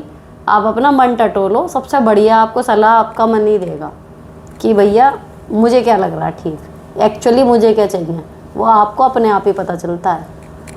तो सही गलत पता लगाने वाली ना, सही बताऊँ तो ज़रूरत होती ही नहीं जीवन में। हम कोई जज थोड़ी लग रहे हैं जो हम किसी के सही गलत का फ़ैसला करेंगे। और हमारे लिए क्या सही क्या गलत वो हमारे पता है। हम दूसरे की बात सुन के क्यों डिसाइड करें कि वो सही कह रहा है या वो सही कह रहा है? दोनों ही हमारे हिसाब से नहीं कह रहे कुछ भी, हम तो वो करेंगे जो हमें सही लग रहा है। मुझे क्या चाहिए? नेक्स्ट, हाय दी, मेरे पति का मुझे नेचर समझ नहीं आता। नॉर्मली वो ठीक रहते हैं, बट अगर ज़रा भी उनसे क्वेश्चन कर लो या उनके अगेंस्ट कुछ बोलो जो कि उनके लिए सही हो तो बुरी तरह बिगड़ जाते हैं और बहुत गलत बोलते हैं मुझे, बहुत इंसल्ट करते हैं, फिर बाद में सॉरी बोलते हैं और आई लव यू बोलते हैं। बट दीदी मुझसे रिप्लाई मन से नहीं दिया जाता, वही बातें याद आती हैं। आप बताओ कि उन बातों को भूल के लाइफ में आगे बढ़ जाना चाहिए क्या?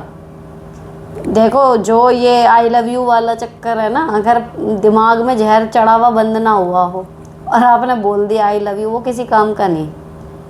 अभी आपसे बोला नहीं जा रहा, आप जवाब नहीं दे रही, सही कर रही हो। अगर दे भी दोगी ना ज़बरदस्ती भी कि चल 3 शब्द ही तो बोलने, वो कोई मायने नहीं रखते और ना उससे झगड़े ख़त्म होते।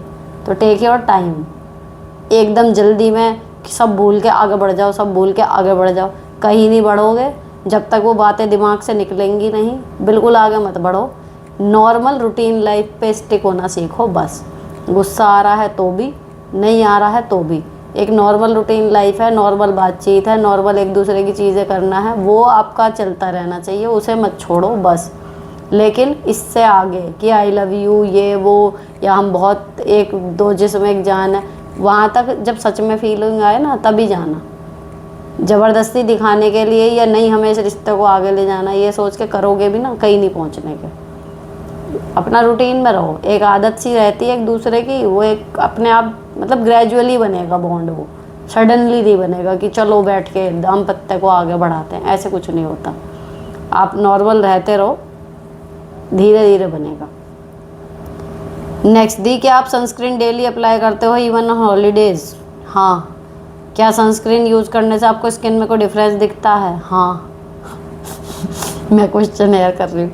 मेरा वर्क फ्रॉम होम है तो मैं उसे यूज़ नहीं करती। नहीं भैया, करना चाहिए। मैं तो घर में क्या, इवन अगर मैं शाम को भी मेकअप करती हूँ ना, मेरी तो सनस्क्रीन जो क्योर स्किन वाली है ना, वो हल्का सा मतलब ल्यूमिनस इफेक्ट भी देती है, हल्की सी शाइन भी आ जाती है उससे। तो पहले ग्लिसरीन वो प्राइमर का काम करती है, तो इवन जब मैं पार्टी मेकअप भी करती हूँ ना, रात में भी जाती हूँ तो मैं उसको लगा के जाती हूँ। तब भले सन नहीं है, लेकिन वो मेरा पार्टी या कह लो वैसी जो मेरा डेली मेकअप बेस है ना, कि कॉम्पैक्ट से पहले आप क्या लगा रहे हो, तो ग्लिसरीन और उसकी सनस्क्रीन वो बेस का भी काम करती है। तो मैं तो लगाती हूँ डेली, एक भी दिन मतलब उसको स्किप नहीं करती। अगला क्वेश्चन कि क्या आप उसको हर 3 आवर्स में रीअप्लाई करते हैं? नहीं।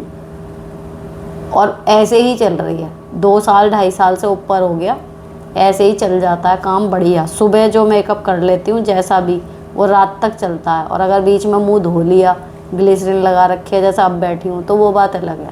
नहीं तो सुबह का मेकअप करा करा वो रात तक ऐसे ही रहता है फ्रेश चेहरा।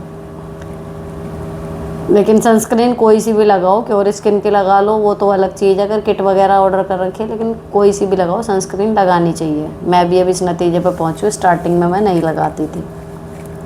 नेक्स्ट, थैंक यू दीदी, आपने मेरे सवाल का जवाब दिया। वो ही हूँ, ओवरी का ऑपरेशन हुआ था। बट आपसे एक सवाल और था मेरा, जब मेरा ऑपरेशन हुआ था तब से अभी तक मेरी सास मुझे मिलने नहीं आई। अब बाकी परिवार के सभी मिलने आए, तो क्या मुझे उनसे मिलने जाना चाहिए? नहीं, मैं शहर में रहती हूँ, मैं जॉब करने गांव जाती हूँ, वहीं ससुराल है मेरा, प्लीज़ सजेशन। मेरे ये नहीं समझ में आता इस मामले में, मेरी सोच बिल्कुल अलग है।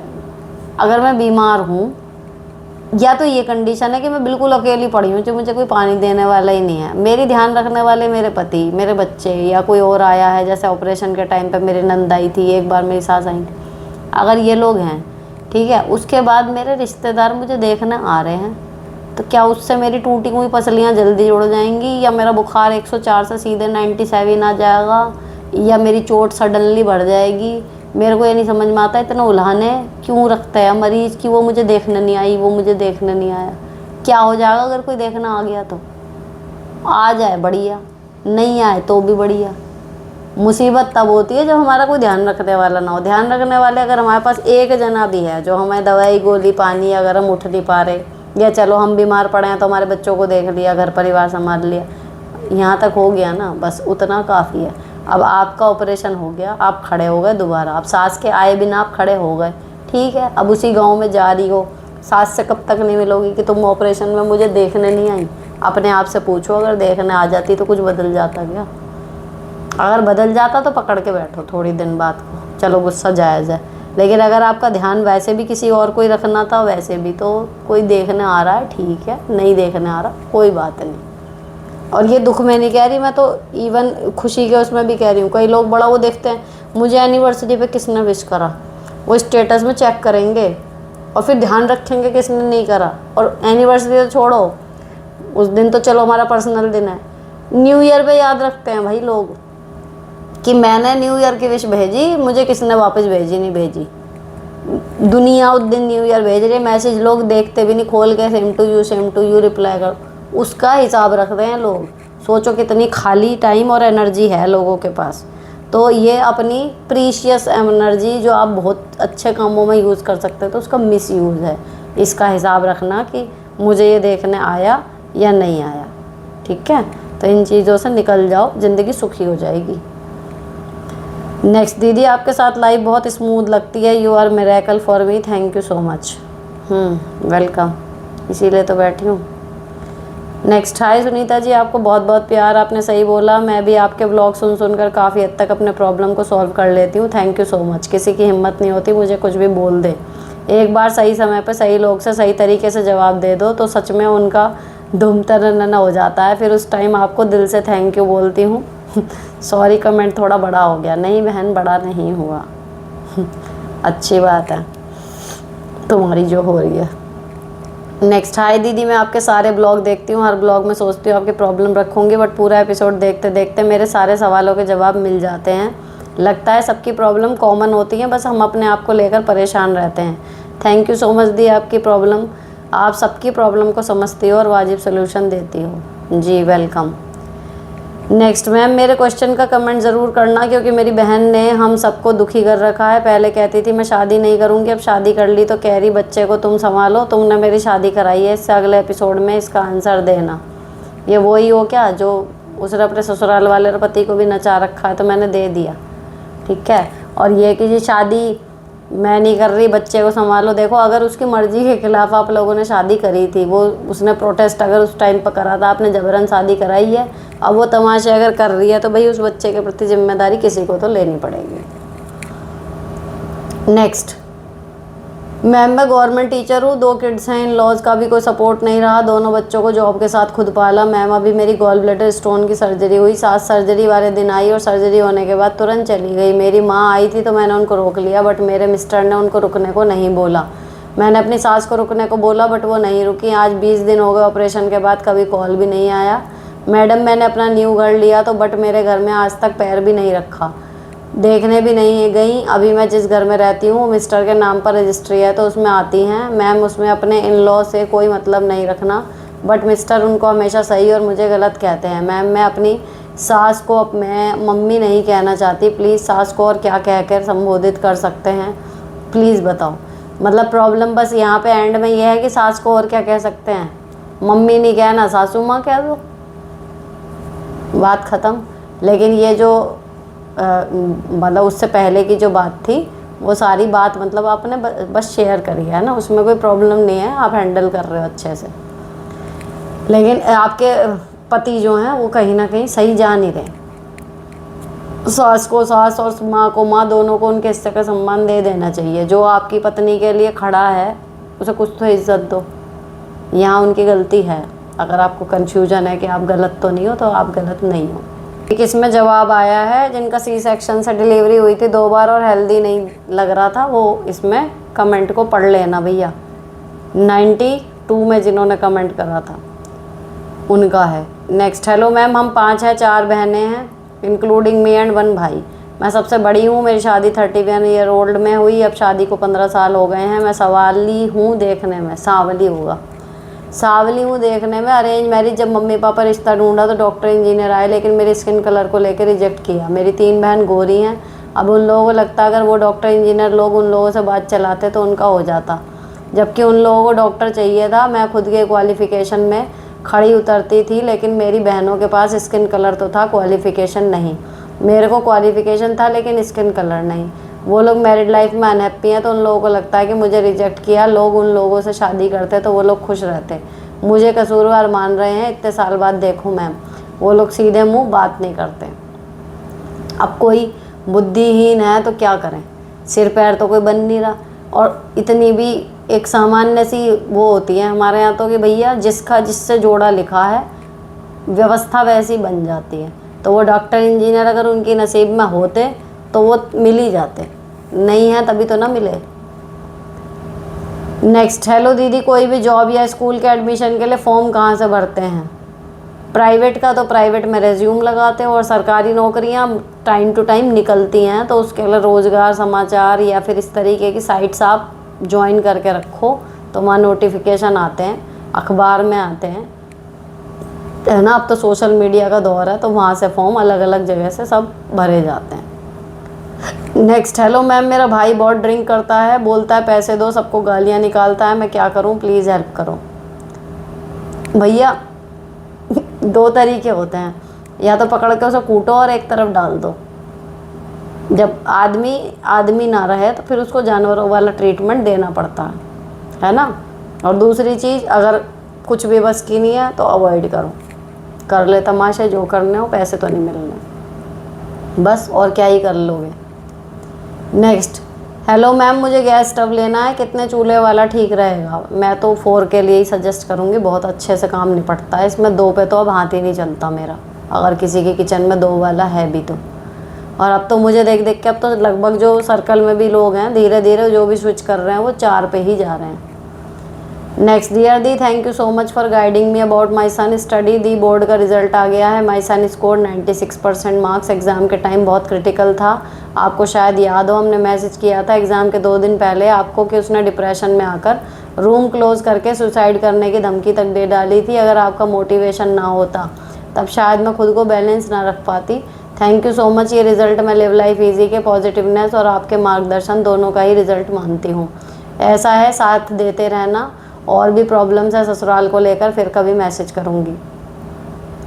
अभी पहले आपकी सभी वीडियोस जो बिज़नेस की चलती हैं नहीं देख पाई हूँ, उन्हें देखना है। चलो जी देखो।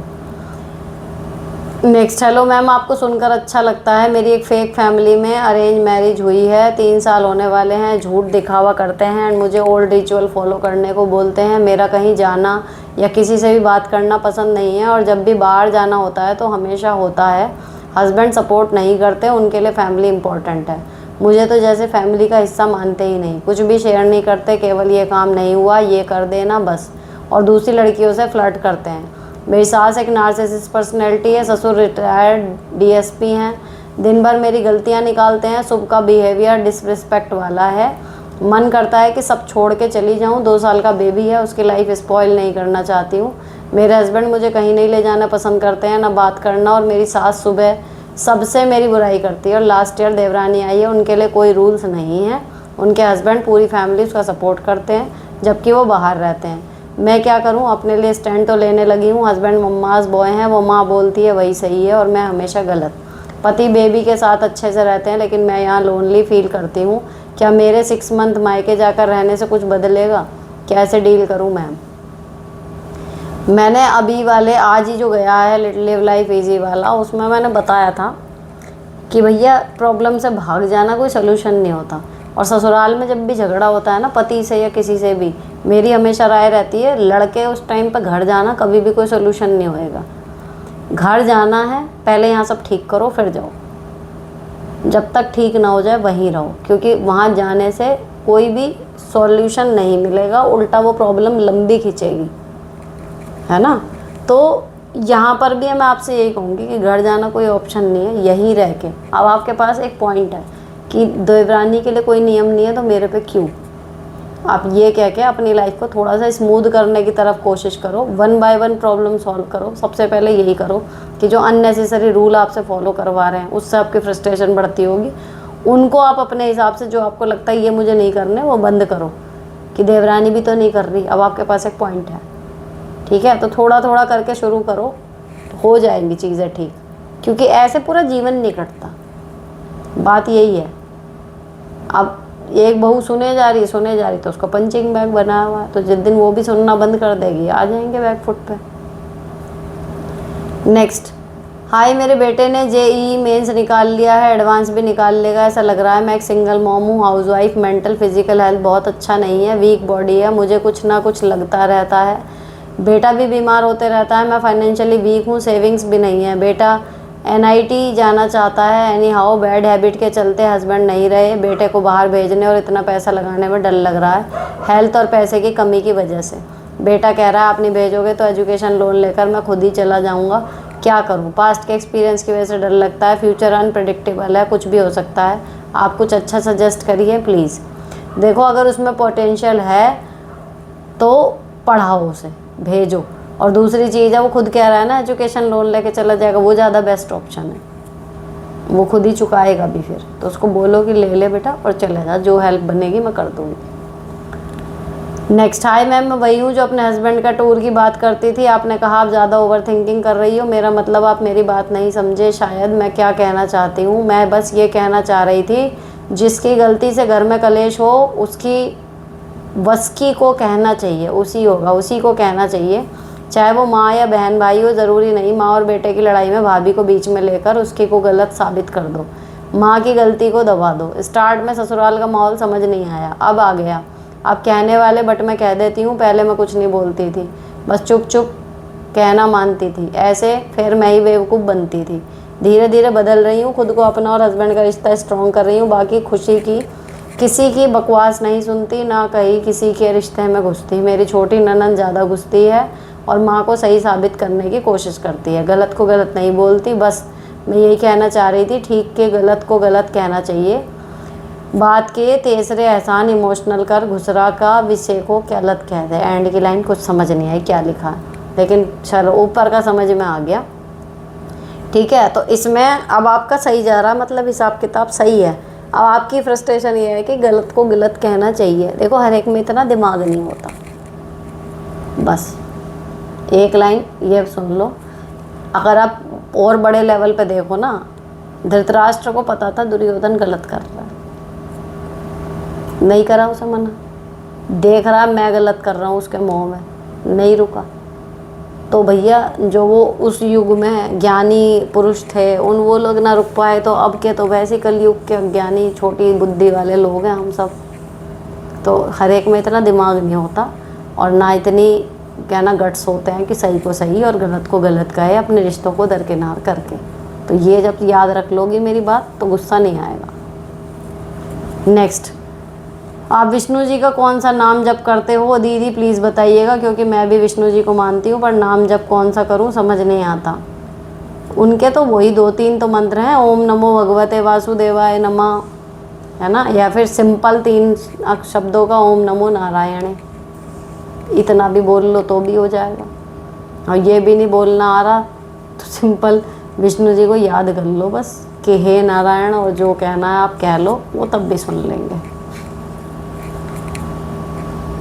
लेकिन सबसे सिंपल है ओम नमो नारायण, उसका भी जाप कर लो तो बढ़िया है। नेक्स्ट, दी कितना भी कोशिश कर लूँ खाना जल्दी नहीं बना पाती, मतलब किचन में खाना और बर्तन में मुझे बहुत टाइम लगता है। बर्तन तो मैंने आपसे सीख लिया कि कैसे जल्दी साफ़ करें, पर खाना नहीं सीख पा रही हूँ। कोई चैनल हो तो प्लीज़ वो बता दो या आपकी राय दे दो। और खाना बनाते समय बर्तन बहुत ज़्यादा यूज़ करती हूँ, बर्तन भी बहुत ज़्यादा हो जाते हैं और ये पता नहीं कैसे पूरा किचन ही फैल जाता है। मेरे से समस्या छोटी होगी, दूसरों के लिए बड़ी है। क्यों मेरी मम्मी नहीं तो मुझे सीखने को भी नहीं मिला, बहुत परेशान हूँ इस आदत से। मैं आपका लिव लाइफ इजी वाला चैनल डेली देखती हूँ और बहुत कुछ सीखी हूँ, पर इसका सोल्यूशन ज़रूर कर दो। देखो अगर मैं बताऊँ इसमें लिव लाइफ इजी में ही बिल्कुल स्टार्टिंग के व्लॉग्स पे जाना, चैनल पेज खोल के बिल्कुल स्टार्टिंग के, उसमें किचन रूटीन है। उसमें ना और कोई चीज़ें नहीं होती थी, सिर्फ यही है कि मैं कैसे एक काम इधर चल रहा है इतने में दूसरा कर रही हूँ, इसने में हो रहा है इतने में ये कर लिया, यहाँ से ये साफ़ कर दिया, उस तरीके के हैं। स्पेशली मॉर्निंग रूटीन किचन वाले, आप वो देखो, शायद आपको उससे मदद मिल जाएगी। Next, hello ma'am, I hope you are well. Ma'am मेरी सिस्टर इन लॉज मुझे थोड़ा कम ही लेना देना रखती हैं, उनसे कॉल भी करूं अपनी तरफ से तो बस फॉर्मेलिटी वाली बातें हाँ हूँ, मतलब 5 मिनट मुश्किल से बात करती हैं। अब उनके बेटे का बर्थडे आ रहा है, वो चाहती हैं मुझसे अच्छी साइकिल गिफ्ट करें, पर हमसे ज़्यादा कोई मतलब नहीं रखती, तो आपसे सलाह चाहती हूँ क्या करें। मतलब हाँ हूँ मैं उन्होंने कह दिया कि साइकिल गिफ्ट कर दो, या आपको कैसे पता कि साइकिल गिफ्ट करने को लोग चाह रही हैं। अगर उन्होंने मुंह चढ़ के कहा है तो देख लो, अगर आपके लिए मान लो देखो 2000 की 3000 की मान लो साइकिल आ रही है, मुझे नहीं पता वैसे एग्जैक्टली, हो सकता है मैं रेट गलत बता रही हूँ। अगर वो 2-3 हज़ार रुपये मेरे लिए कोई बड़ी बात नहीं है तो मैं दे दूँगी, बच्चे की खुशी है। लेकिन अगर मेरी सैलरी 10,000 है, मतलब ही नहीं है फिर कि कोई क्या चाह रहा है, वो हमारा ठेका थोड़ी है। उसका मन करा उसने चाह लिया, हम तो अपने हिसाब से काम करेंगे। तो आप देखो आपका बजट, बाकी ये कि हमसे वैसे कोई मतलब नहीं है साइकिल, तो बात वही है। अगर छोटी है आपके लिए वो रकम तो दे दो, कोई बात नहीं। अगर बड़ी है तो कोई मतलब नहीं, उनका काम तो चाहना, हमारा नहीं है हिसाब। नेक्स्ट, हेलो दी, मेरे को आपसे ये पूछना था कि मेरे हस्बैंड के फ्रेंड की एक वाइफ है, वह मुझे अपने घर बुलाती रहती है, मेरे हस्बैंड को पसंद नहीं है उसके वहाँ भेजना, तो मैंने उसको बता दिया कि उनको पसंद नहीं है मैं तुम्हारे घर पर आऊँ, तो उसने मुझे 4 महीने तक कोई कॉल नहीं की। अब वह मुझसे कॉल पर बात कर रही है और मैंने उसे क्लियर बोल दिया मेरे हस्बैंड को पसंद नहीं है सब कुछ। दीदी मुझे उस पर शक होता है कि वह किस बात की फ्रेंड है जो 4 महीने तक कॉल ही नहीं कर रही। अब मुझे बनावटी टाइप की लगती है, किसी भी इंसान को समझ में आ जाता है कि जब हम उससे इंटरेस्टेड नहीं है तो क्यों ज़बरदस्ती हमसे बातें करती है। और क्या है, मेरा मन करता है मैं उसे ब्लॉक कर दूं या इग्नोर कर मार लो, इग्नोर मारो, ब्लॉक कर दो, है ना, गुड आइडिया, ब्लॉक कर दो अगर ऐसी इंट्यूशन आ रही है। नेक्स्ट, मैम आप मेरे लिए क्या हैं सिर्फ मैं ही समझ सकती हूँ। मैं आपसे बस इतना जानना चाहती हूँ कि आपने अपनी बेटियों को केंद्रीय विद्यालय नवोदय में क्यों नहीं भेजा, क्या कोई पर्सनल रीज़न है या फिर कुछ और, प्लीज़ बताना ज़रूर। इसीलिए नहीं भेजा बस क्योंकि जिस स्कूल में पढ़ रही हैं सही लग रहा है उसमें, तो जैसे मैं स्किन केयर के लिए या घर के काम के लिए या मेन्यू हमेशा कहती हूँ, मतलब अगर कोई चीज़ सही चल रही है तो उसे क्यों ही छेड़ना। तो स्कूल शुरू में यहाँ एडमिशन कराया, इसी की फिर बड़ी ब्रांच आ गई, सही चल रहा है इसलिए नहीं कराया बस। तो यहाँ 194 के सारे क्वेश्चन पढ़ लिए हैं, 2 छोड़े हैं, वो क्या हैं, जो एक तो किसी के कमेंट का जवाब ही था और एक जस्ट मतलब वो था शेयरिंग ऐसे ही थी, मतलब थैंक यू वाली, वो वैसे नहीं था लेकिन कुछ शायद बड़ा था, मैंने वो इसलिए छोड़ा था। तो यहाँ पर ये 194 वाले एपिसोड के सारे क्वेश्चन हो गए हैं। रूटीन ऐसा चल रहा है। मेरे को खुशी हो रही है कि मैंने शूट कर लिया। अब देखते हैं कि अपलोड टाइम पे होता है नहीं। अभी 3 दिन कैड़े हैं हमारे जो चल रहे हैं अभी। तो मिलते हैं आपसे नेक्स्ट एपिसोड में। Till then bye bye. किसी के मतलब का लगे ना वीडियो शेयर कर देना, और इसका जो पार्ट अच्छा लगे उसको क्लिप करके व्हाट्सएप पे शेयर कर सकते हैं, वो कर दिया करो। तो वो जो रहता है ना कि 1.5 घंटे में हमारे मतलब की बात कौन सी थी, आप उसको कट करके अपने पास रख सकते हो। जैसे उसको लिंक को क्लिक करोगे ना, वीडियो वहीं से प्ले होती है। बढ़िया फंक्शन है। मतलब मैं खुद अगर कोई मेरी अपनी वीडियो का या कुछ भी मुझे लगता है ना, तो मैं उसको क्लिक करके ऐसे रख लेती हूँ, तो ढूंढनी नहीं पड़ती। ठीक है, तो चलो यहाँ पर एपिसोड ख़त्म करते हैं। मिलेंगे जल्दी नेक्स्ट एपिसोड में। Till then bye bye. Stay beautiful and sorted always.